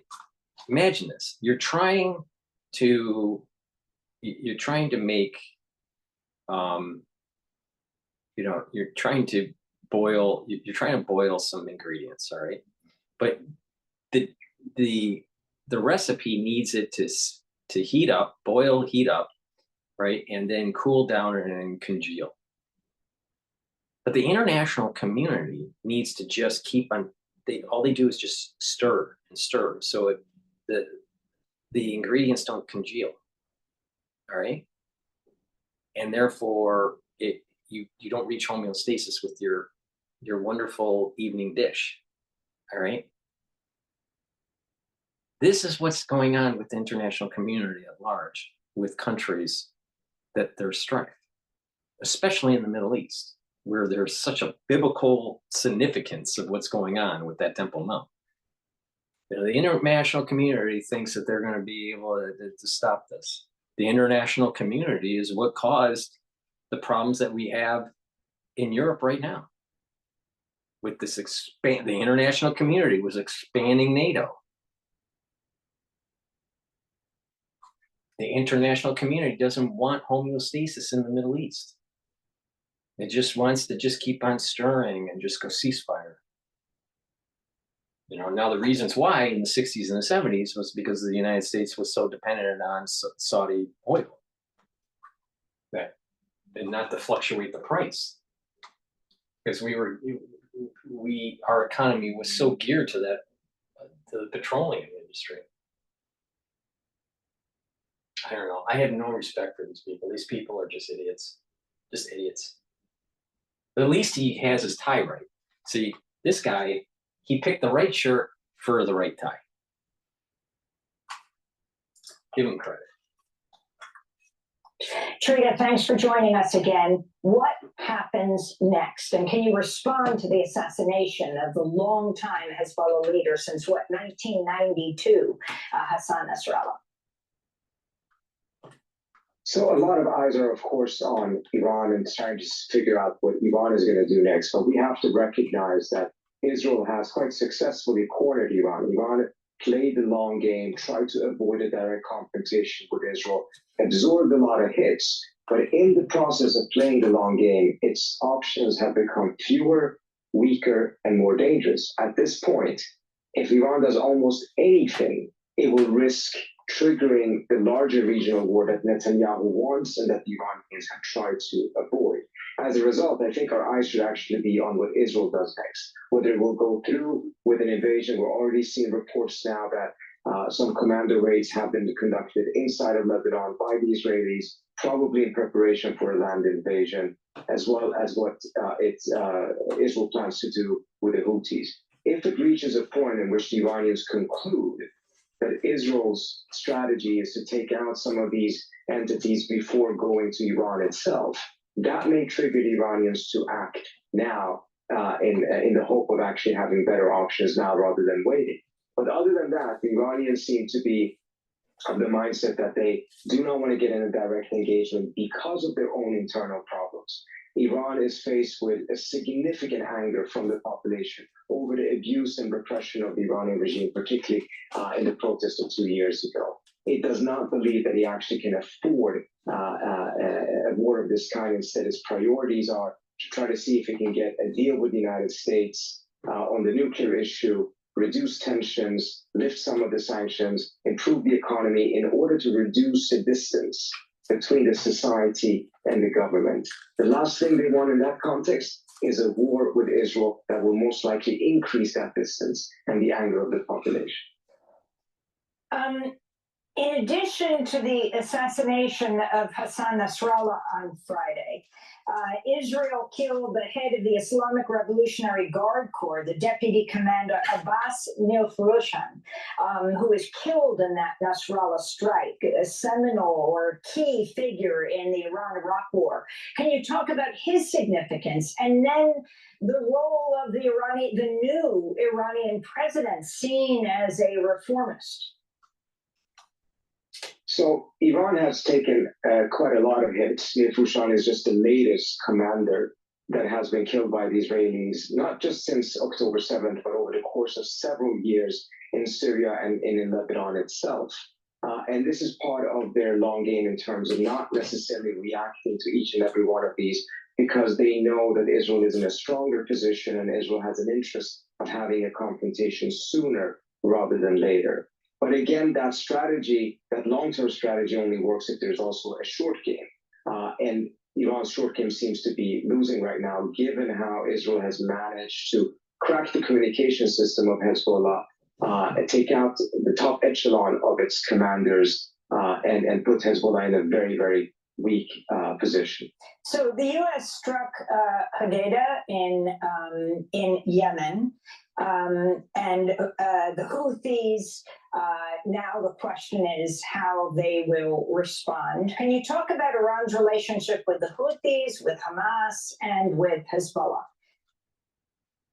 I think one of the things that has not been acknowledged, at least not in the Western narrative about October 7th, is that it clearly came at a very bad time for the Iranians and for Hezbollah itself. I think actually there's been privately quite a lot of irritation in Tehran with Hamas because it obviously did not coordinate any of that with the Iranians. The Iranians as well were not even aware of the plans that Hamas had for that attack. And the reason again is because it forced the confrontation with Israel at a much earlier stage than what the Iranians and Hezbollah were ready for. Lebanon's economy was in complete disaster. Iran had its own problems. They were not looking for a fight. Hamas's calculation was completely different. And it also shows you the distance that does exist between these different entities. Iran and Hezbollah are much, much closer to each other, whereas Hamas is a more recent addition to Iran's axis and a very problematic one in terms of their relationship. They've had several fallouts. Hamas originally was quite a strong enemy of Iran. Then you have the Houthis, who is a very different entity, does its own thing, is part of the axis essentially, but has made it very clear it is not taking any orders from Iran. It's been quite critical publicly of Iran, arguing that Iran has been far too risk averse and that Iran should have entered into this fight much, much sooner rather than watching from afar and not aiding Hamas and Hezbollah and the Houthis to the extent that they believe that Iran should have. I want to finally ask about the same question I put to Gideon Levy in Tel Aviv, Trita. You're Iranian American. You've been writing extensively books on U.S., Iranian, Israel policy. Among your books, Losing an Enemy, Obama, Iran, and the Triumph of Diplomacy. Your first book, Treacherous Alliance, The Secret Dealings of Iran, Israel, and the United States. Do you feel that the Israeli Prime Minister is attempting to pull Iran into a war with the United States as the #1 sponsor, the United States, of the military? Remember what I said about Satan and how it needs to attach to Esau negative soul root, all right? The liberals are trying to create this entanglement, all right, to say, well, Israel's trying to get the U.S. involved. But the U.S. soul root has a little bit of Esau and a lot of Jacob. So it's going to naturally want to align with Israel. Right? I'm talking about this from a Kabbalistic standpoint here. All right. And her questioning is trying to legitimize a pacifist movement. Satan needs pacifism so it can maintain its attachment to Esau negative. If Iran is eliminated, if the theocratic head and the theocratic apparatus of Iran is eliminated and the nuclear weapon capability is destroyed, Hezbollah and Hamas are destroyed, then the negative Esau's soul root has died and Satan cannot live. All right. Well, you have her and these liberals. Well, Israel's trying to drag in the United States. The United States would not be in this position if they got the job done in the 60s, in the 70s, in the 80s, in the 90s, 2006, 2009, 2016. And it probably would have been quicker and in Gaza and less catastrophic in terms of time and this duration of military operations in Gaza if Netanyahu just got the job done and didn't have to slow walk it because of the United States. You cause more suffering because of slow walking. This is what I mean about the negative root of Esau. She is part of the negative root of Esau.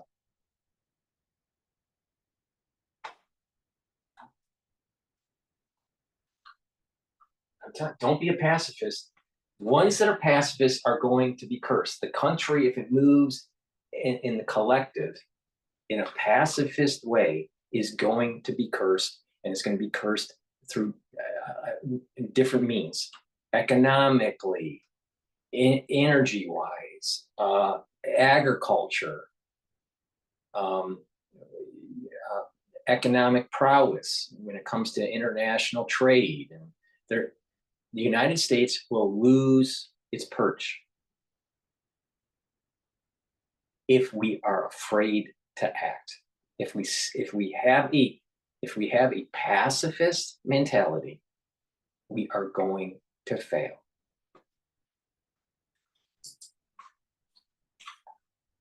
Israel. I don't think there is any doubt that that is Netanyahu's game plan. And the reason why he has been successful in the last couple of weeks is not because of any particular action by the Israelis, although of course they've scored some major successes. It's because of the... In Iran is lily white, democracy now. Iran just said in a couple of videos ago that I was playing that, I think it was on Fox, that Iran is taking interviews for the head of Hezbollah. Iran funds Hezbollah. Iran has said that it wanted to destroy the great Satan. Oh, by the way, that's the United States. And destroy the little Satan. That, by the way, is Israel.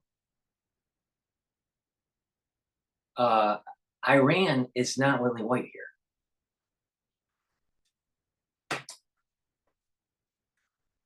Posture of the Biden administration. Biden has chosen to be so deferential, more deferential than any other American president has been to Netanyahu. And as a result, despite all of the talk of wanting to avoid a larger regional war, which clearly is in the U.S. interest to avoid, Biden has adopted a posture in which he essentially says that it's in the interest of the United States and the world at large to get the job done. Solve the problem. Don't kick the can down the road, since we've been doing since the 1960s.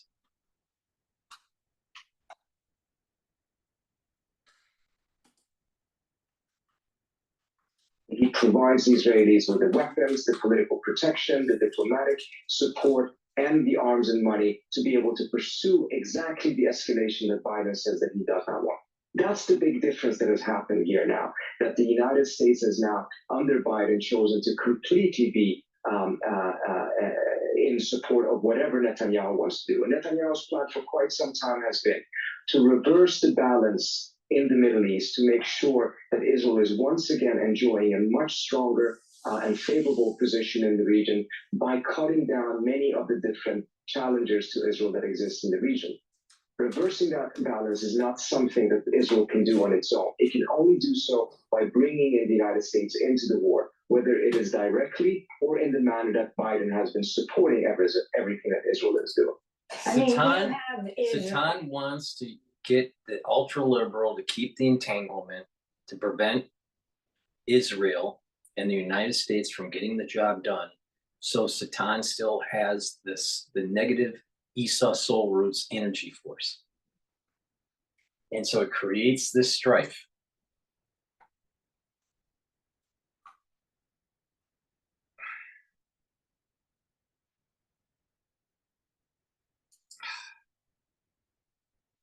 U.S. troops, you have the warships in the Eastern Mediterranean and the Gulf. You have U.S. soldiers in Jordan, around 50,000 overall U.S. soldiers in the area. If this is intensified, how do you see this playing out in the U.S. election? Do you actually think, I mean, after Netanyahu addressed the U.S. Congress and got more applause than any president in U.S. history, as more than 50 standing ovations, he went down to Mar-a-Lago to meet with Trump. This will serve Trump in this election.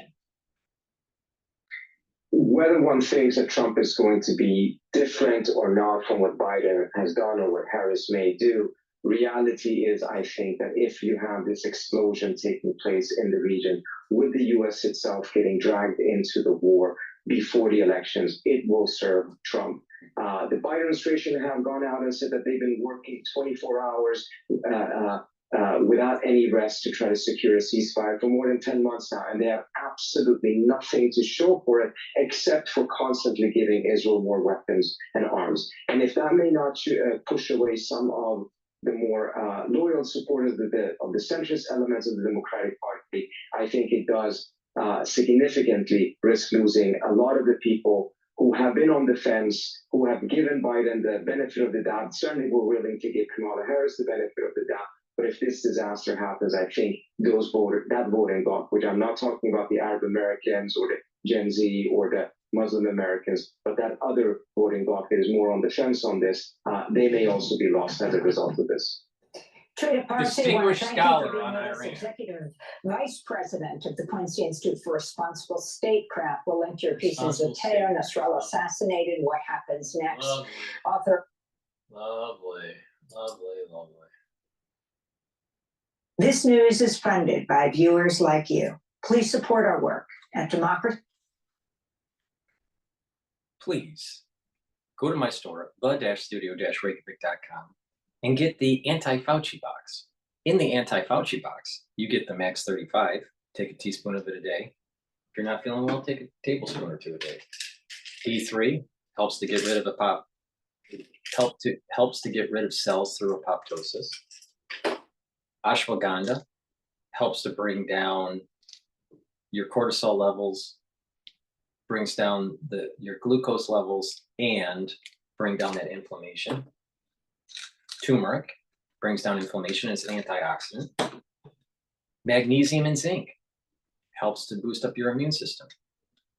That is the anti-Fauci beginner's box.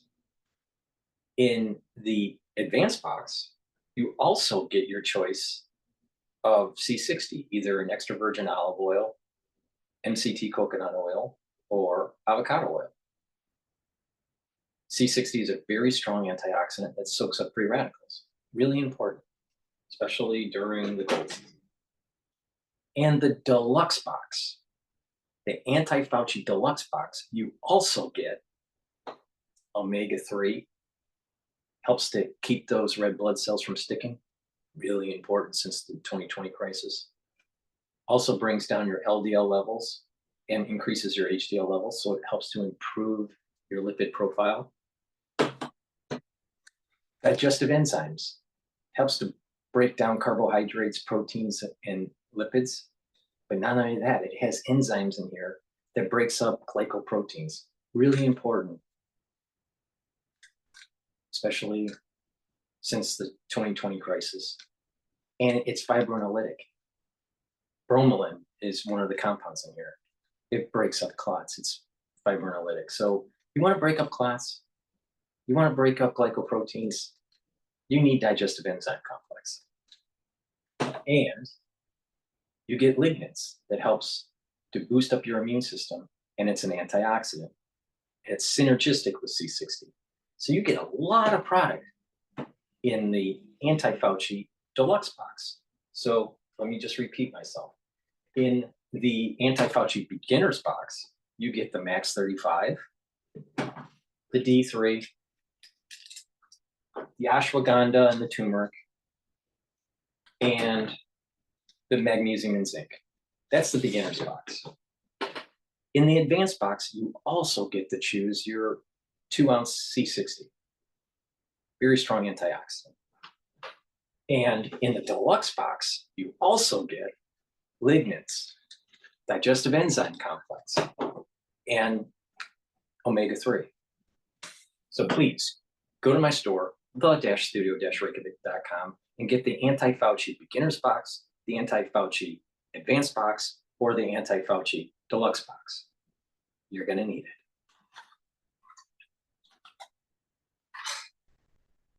I can't stand this liberal.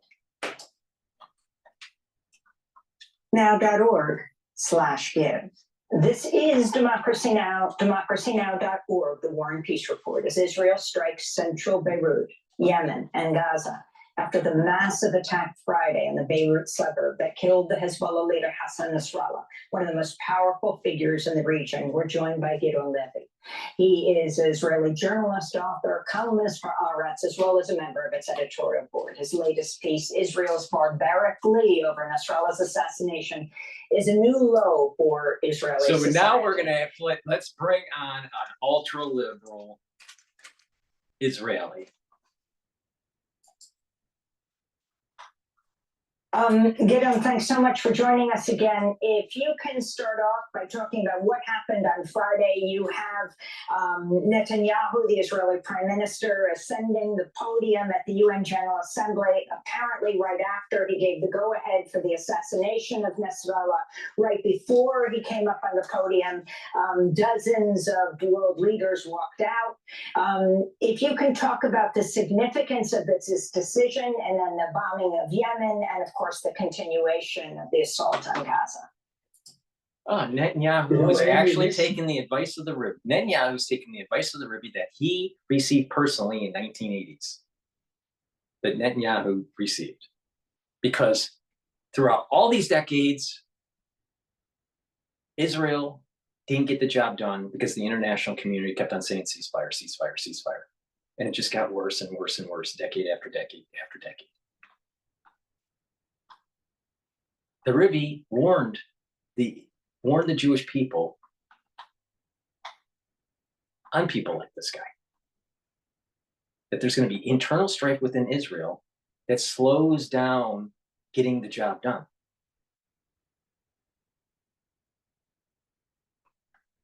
And this way, the whole Satan keeps that entanglement happening with good and evil, because Satan needs the negative soul root of Esau to live. I mean, when you look at these people, do they look healthy? Do they look good? Do they look like good people? They look tired. They look, almost alien. Have you noticed that liberals, there's something, the essence, their external essence and internal essence is just, something's off. You can see that, especially her, but you can see it. There's just something not right.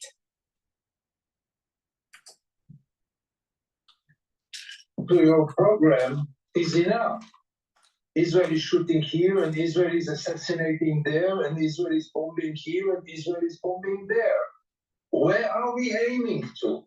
I mean, all those operations might be, at least part of them are justified. But what comes next? This thought that Israel can solve everything. Well, thank you for asking, Levy. Dr. Paul Cottrell has said it since October 7th.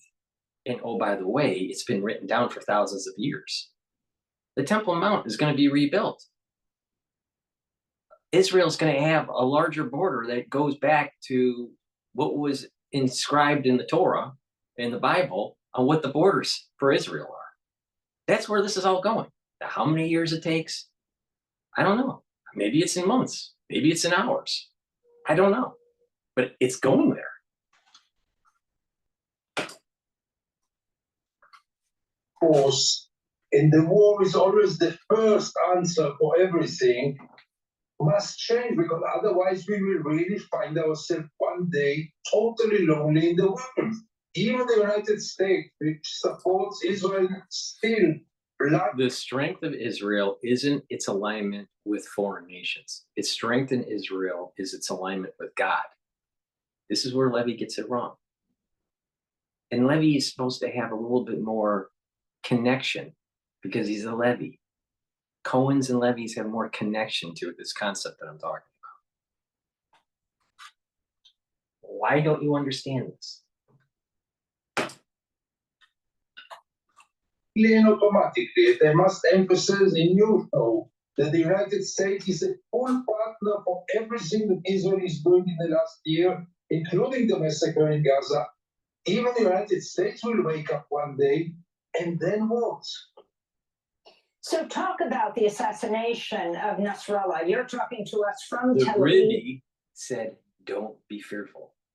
Don't worry about what the international community is saying. Get the job done and lasting peace will ensue.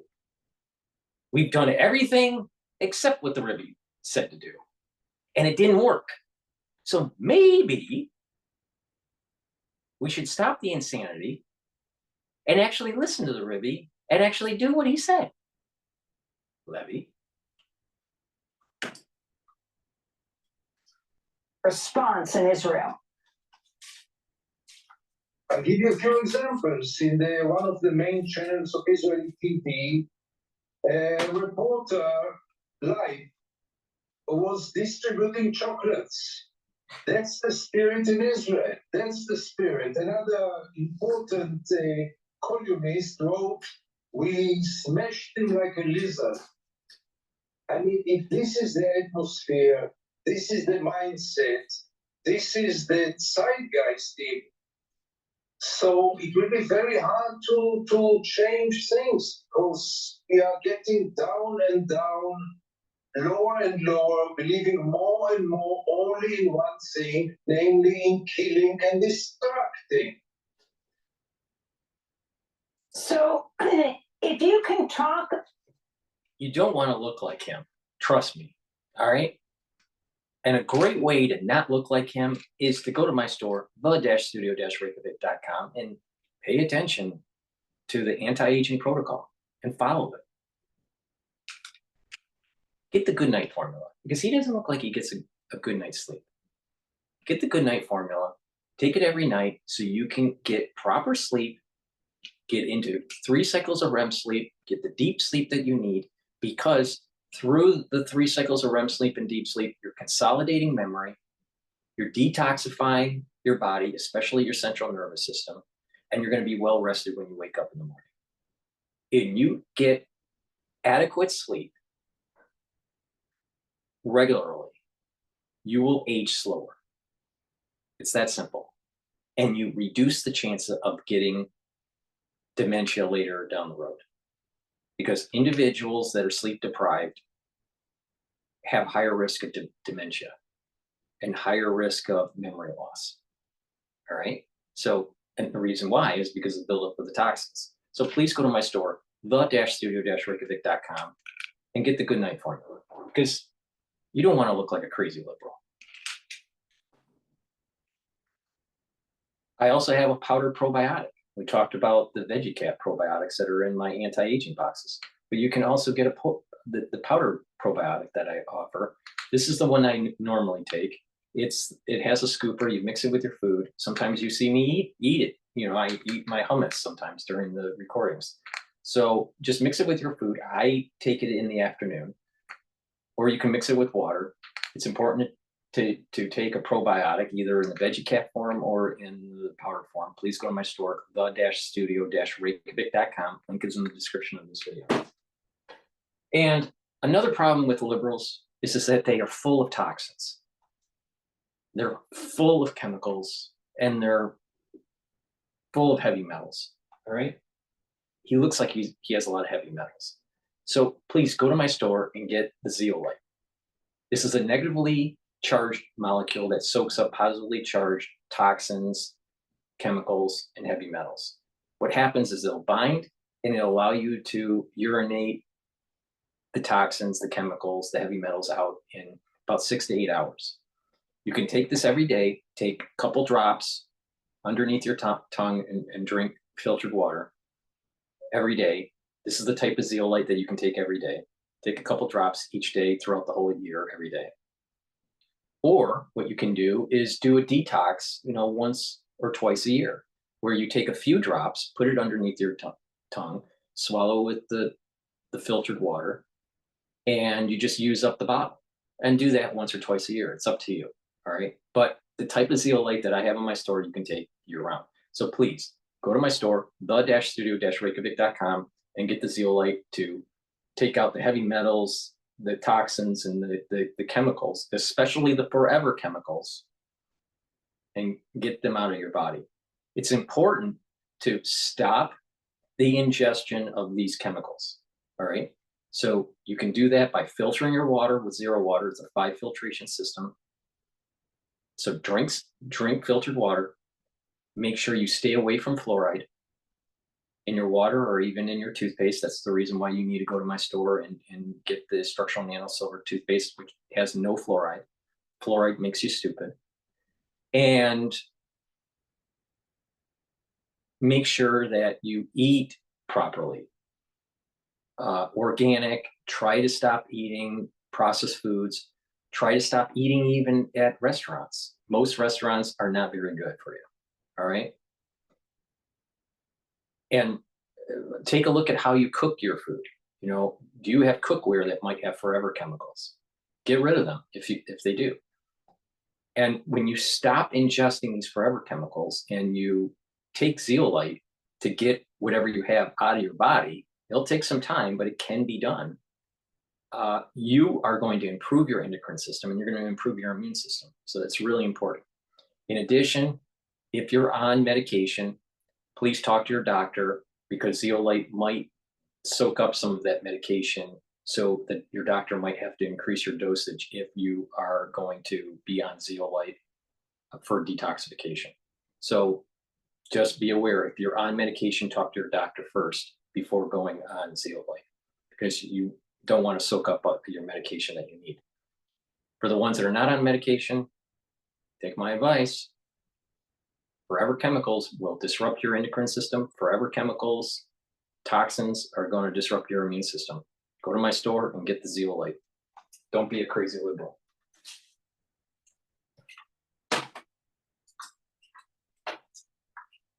About what Netanyahu's strategy is.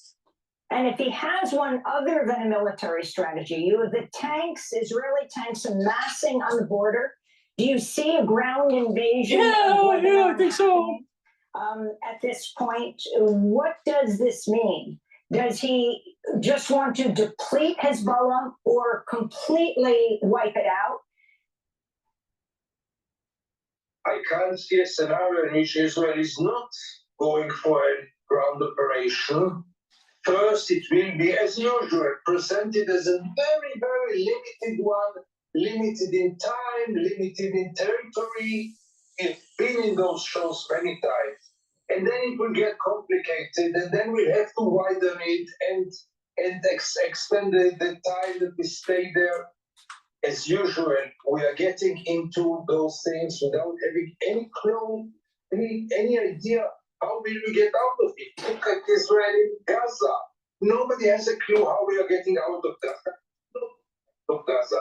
Israel is going to repeat the same mistake with Lebanon, using the excuse or the passiveness of the world, which allows Israel to do now whatever it wants.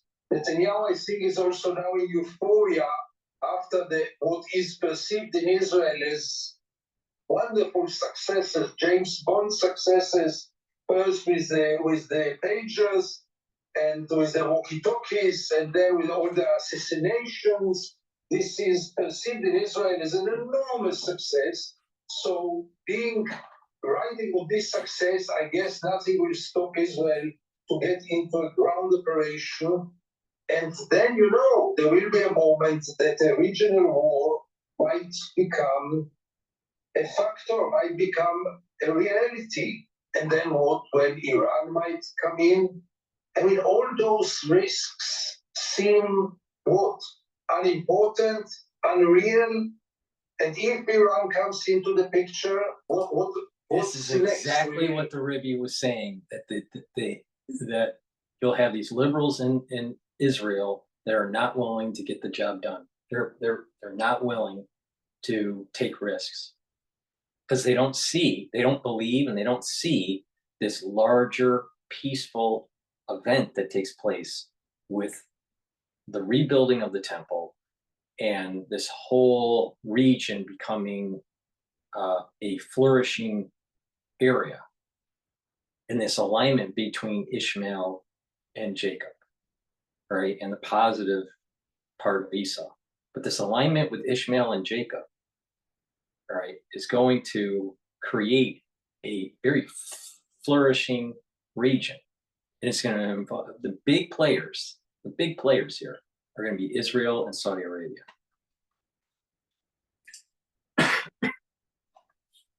Iran, this whole mindset of bombing and bombing for 1 year now, and only bombing, and refusing any kind of diplomacy. Remember, there were deals to release the hostages. Israel said no. Ceasefire, Israel said no. Lebanon ceasefire, Israel says no. This will not guarantee the security of Israel, not to speak about the price the other side is paying, but even the security of Israel will not get better. We are now in a less good situation than 1 year ago. I can tell you that in Tel Aviv, we are more scared than we were 1 year ago. The U.S. That's only because they're closer to the northern front.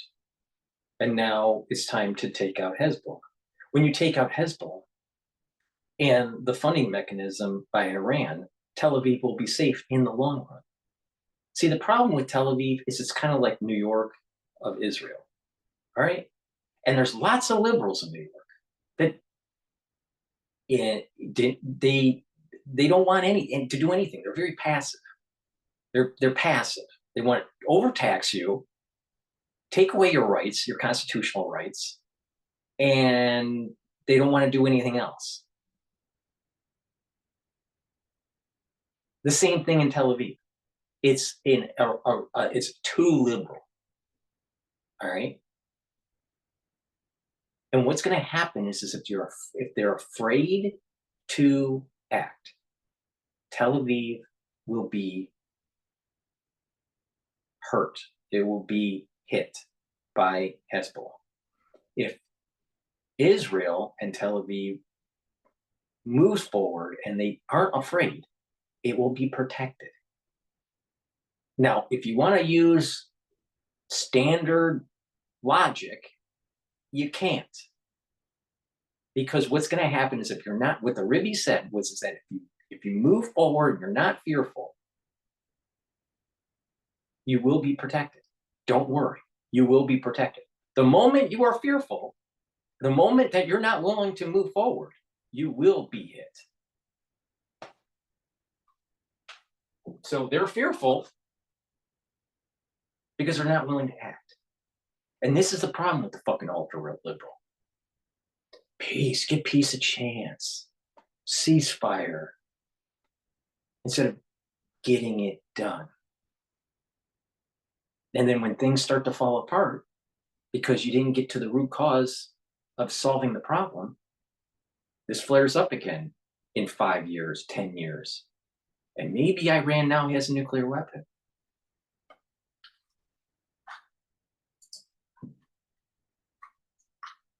military said Sunday it's increasing its air support capabilities in the Middle East, putting troops on heightened alert. ABC News' Martha Raddatz interviewed White House National Security Communications Advisor John Kirby on This Week Sunday and asked about the reports. There's a contingency of additional forces in the region right now to help us with any possible contingencies that might come up. Dozens more. I mean, I know we have 40,000 troops in the region. I don't want to get into the exact numbers or who these guys are, but we did deploy some additional forces into the region. I would tell you that there's other options available as well in terms of adding and enhancing that force posture. So you talk, Olivia, about at least Kirby pick the right tie and shirt. His collar and his tie work okay. He did that. He did a good job. But his foreign policy implementation is a complete fucking failure. Regional war. Right before Netanyahu spoke at the UN, as you said, there was this discussion that the US and France was leading with Saudi Arabia and others and to have a ceasefire. And then Hassan Nasrallah is assassinated. Is this more than Israel engaging in a regional war, but trying to bring the US into it as well?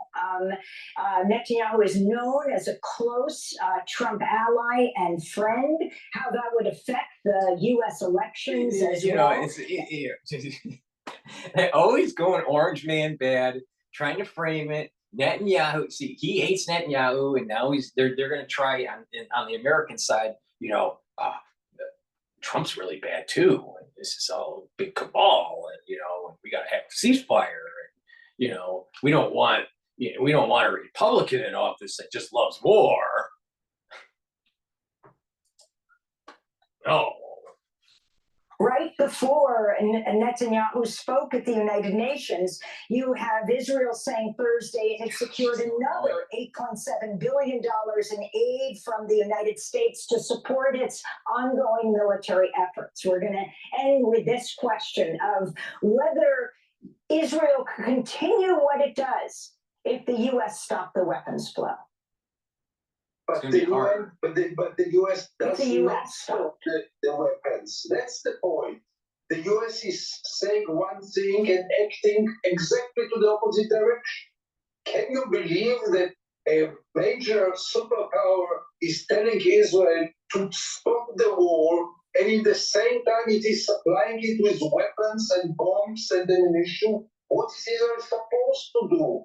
Why not to shoot and to bomb, to continue to do this, if the Americans are supplying it in an unconditioned way? No conditions. So this hypocrisy must come to its end. The United States is supporting the war, is supporting Israel. The bombs that were falling on the bunker of Nasrallah were American bombs. But they're dragging they're trying to slow down the momentum of Netanyahu's push. That's for sure. Are they sending weapons? Yes. See, the United States, look at it from the lens of the United States and Israel and the United States and Ukraine. Okay? The United States wants to send weapons to Ukraine and help push the momentum against against Putin. The U.S. with the Israelis, they're sending weapons, but they're trying to slow down the momentum for Netanyahu. All right. So there's a big distinction there. All right. The national security apparatus wants to take down Putin more than they want to take down Hezbollah. All right. Now I wonder why. I don't know. Maybe the Biden administration has people on the take with the whole Iran nuclear deal. Maybe. Most likely.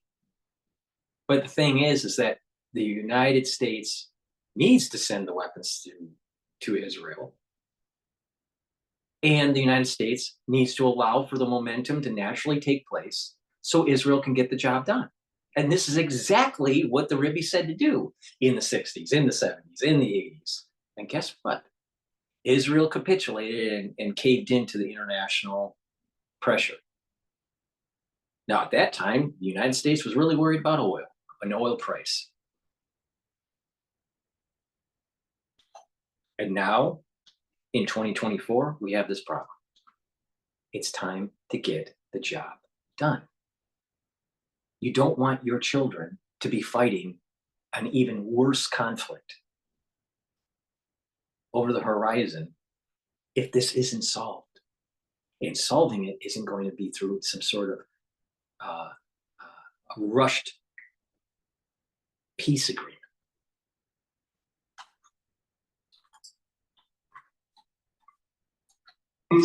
The bombs that fall on Gaza are American bombs. The children who were killed, 17,000 of them in Gaza, were killed by American ammunition. And America, United States, cannot say that it is against killing children because it is a partner. Gideon Levy, we want to thank you so much for being with us. Award-winning Israeli journalist, author, columnist for the newspaper Haaretz, also on their editorial board. We'll link to your latest pieces, including Israel's barbaric glee over Nasrallah's assassination. This liberal is worried about the collateral damage in trying to root out the cancer that's the Islamic terrorist cancer that's in the Middle East.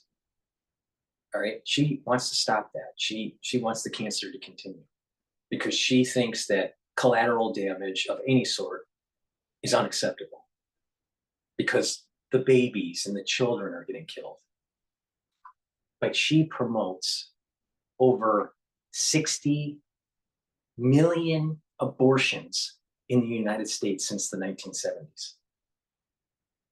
I think it's 65 or 70 million. I think it's around 65 million. Abortions since the 1970s in the United States. How many children were killed because of a liberal policy? So stop giving me some sort of moral bullshit when it comes to collateral damage and trying to root out a major cancer in the world, which is Islamic terrorism. When they hold a policy, these liberals hold a policy of killing 65 million children in the womb since the 1970s in the United States. Now you add that up worldwide and it's a lot bigger number. So what is it? The life of a child important or not? Is it? Is it or not? I don't understand this problem that they have. Please go to my store, the-studio-reykjavik.com, and get the olive leaf extract. This is something that you should take every day because it's a dual purpose supplement. It helps to boost up your immune system and help with your cardiovascular system. NAD Plus helps to improve your energy levels, helps to repair DNA damage, and helps to protect your neurons. Nattokinase helps to get rid of blood clots and also helps bring down your LDL levels and increase your HDL levels. So it improves your cardiovascular health and your lipid profile. Ubiquinol, something you should be taking every day. It increases your energy levels. It's an antioxidant, and it also helps to improve neural health. Should be taking it every day. Ubiquinol is the active form for CoQ10. Vitamin K2, dual purpose supplement, helps to improve your bones and your joints, but also your cardiovascular system. NAC, something that you should be taking every day. It brings up your glutathione levels, very important to be able to soak up free radicals. It's synergistic with C60. C60 soaks up those free radicals a different way, but this is through the glutathione pathway. Very important. So take NAC every day. In addition, it also helps to detoxify your liver and your kidney. And it also helps to calm anxiety. So please go to my store, the-studio-reykjavik.com, and take the NAC. This is taking a playbook right out of the anti-aging and the longevity subculture. NAC is a daily supplement that many people in the anti-aging community take. I take it every day. I've added it to my protocol, and I'm glad to be able to provide this on my store so people can follow what I'm doing. That is the end of my transmission. Please go to my store, the-studio-reykjavik.com. Help support my work by going to the store and purchasing the supplements. You can either get the anti-aging boxes or the individual supplements. But if you follow what I'm doing, you're going to slow down the aging process. You're going to improve your endocrine system. You're going to improve your immune system. Thank you for listening. And don't be a crazy liberal from Democracy Now! All right? I mean, they don't even look healthy. They don't look healthy on the exterior, but they're not healthy in the interior. All right? Pay attention. Don't be fearful. There's going to be a blessing that's coming. Be on the right side. Thank you for listening. Have a nice day.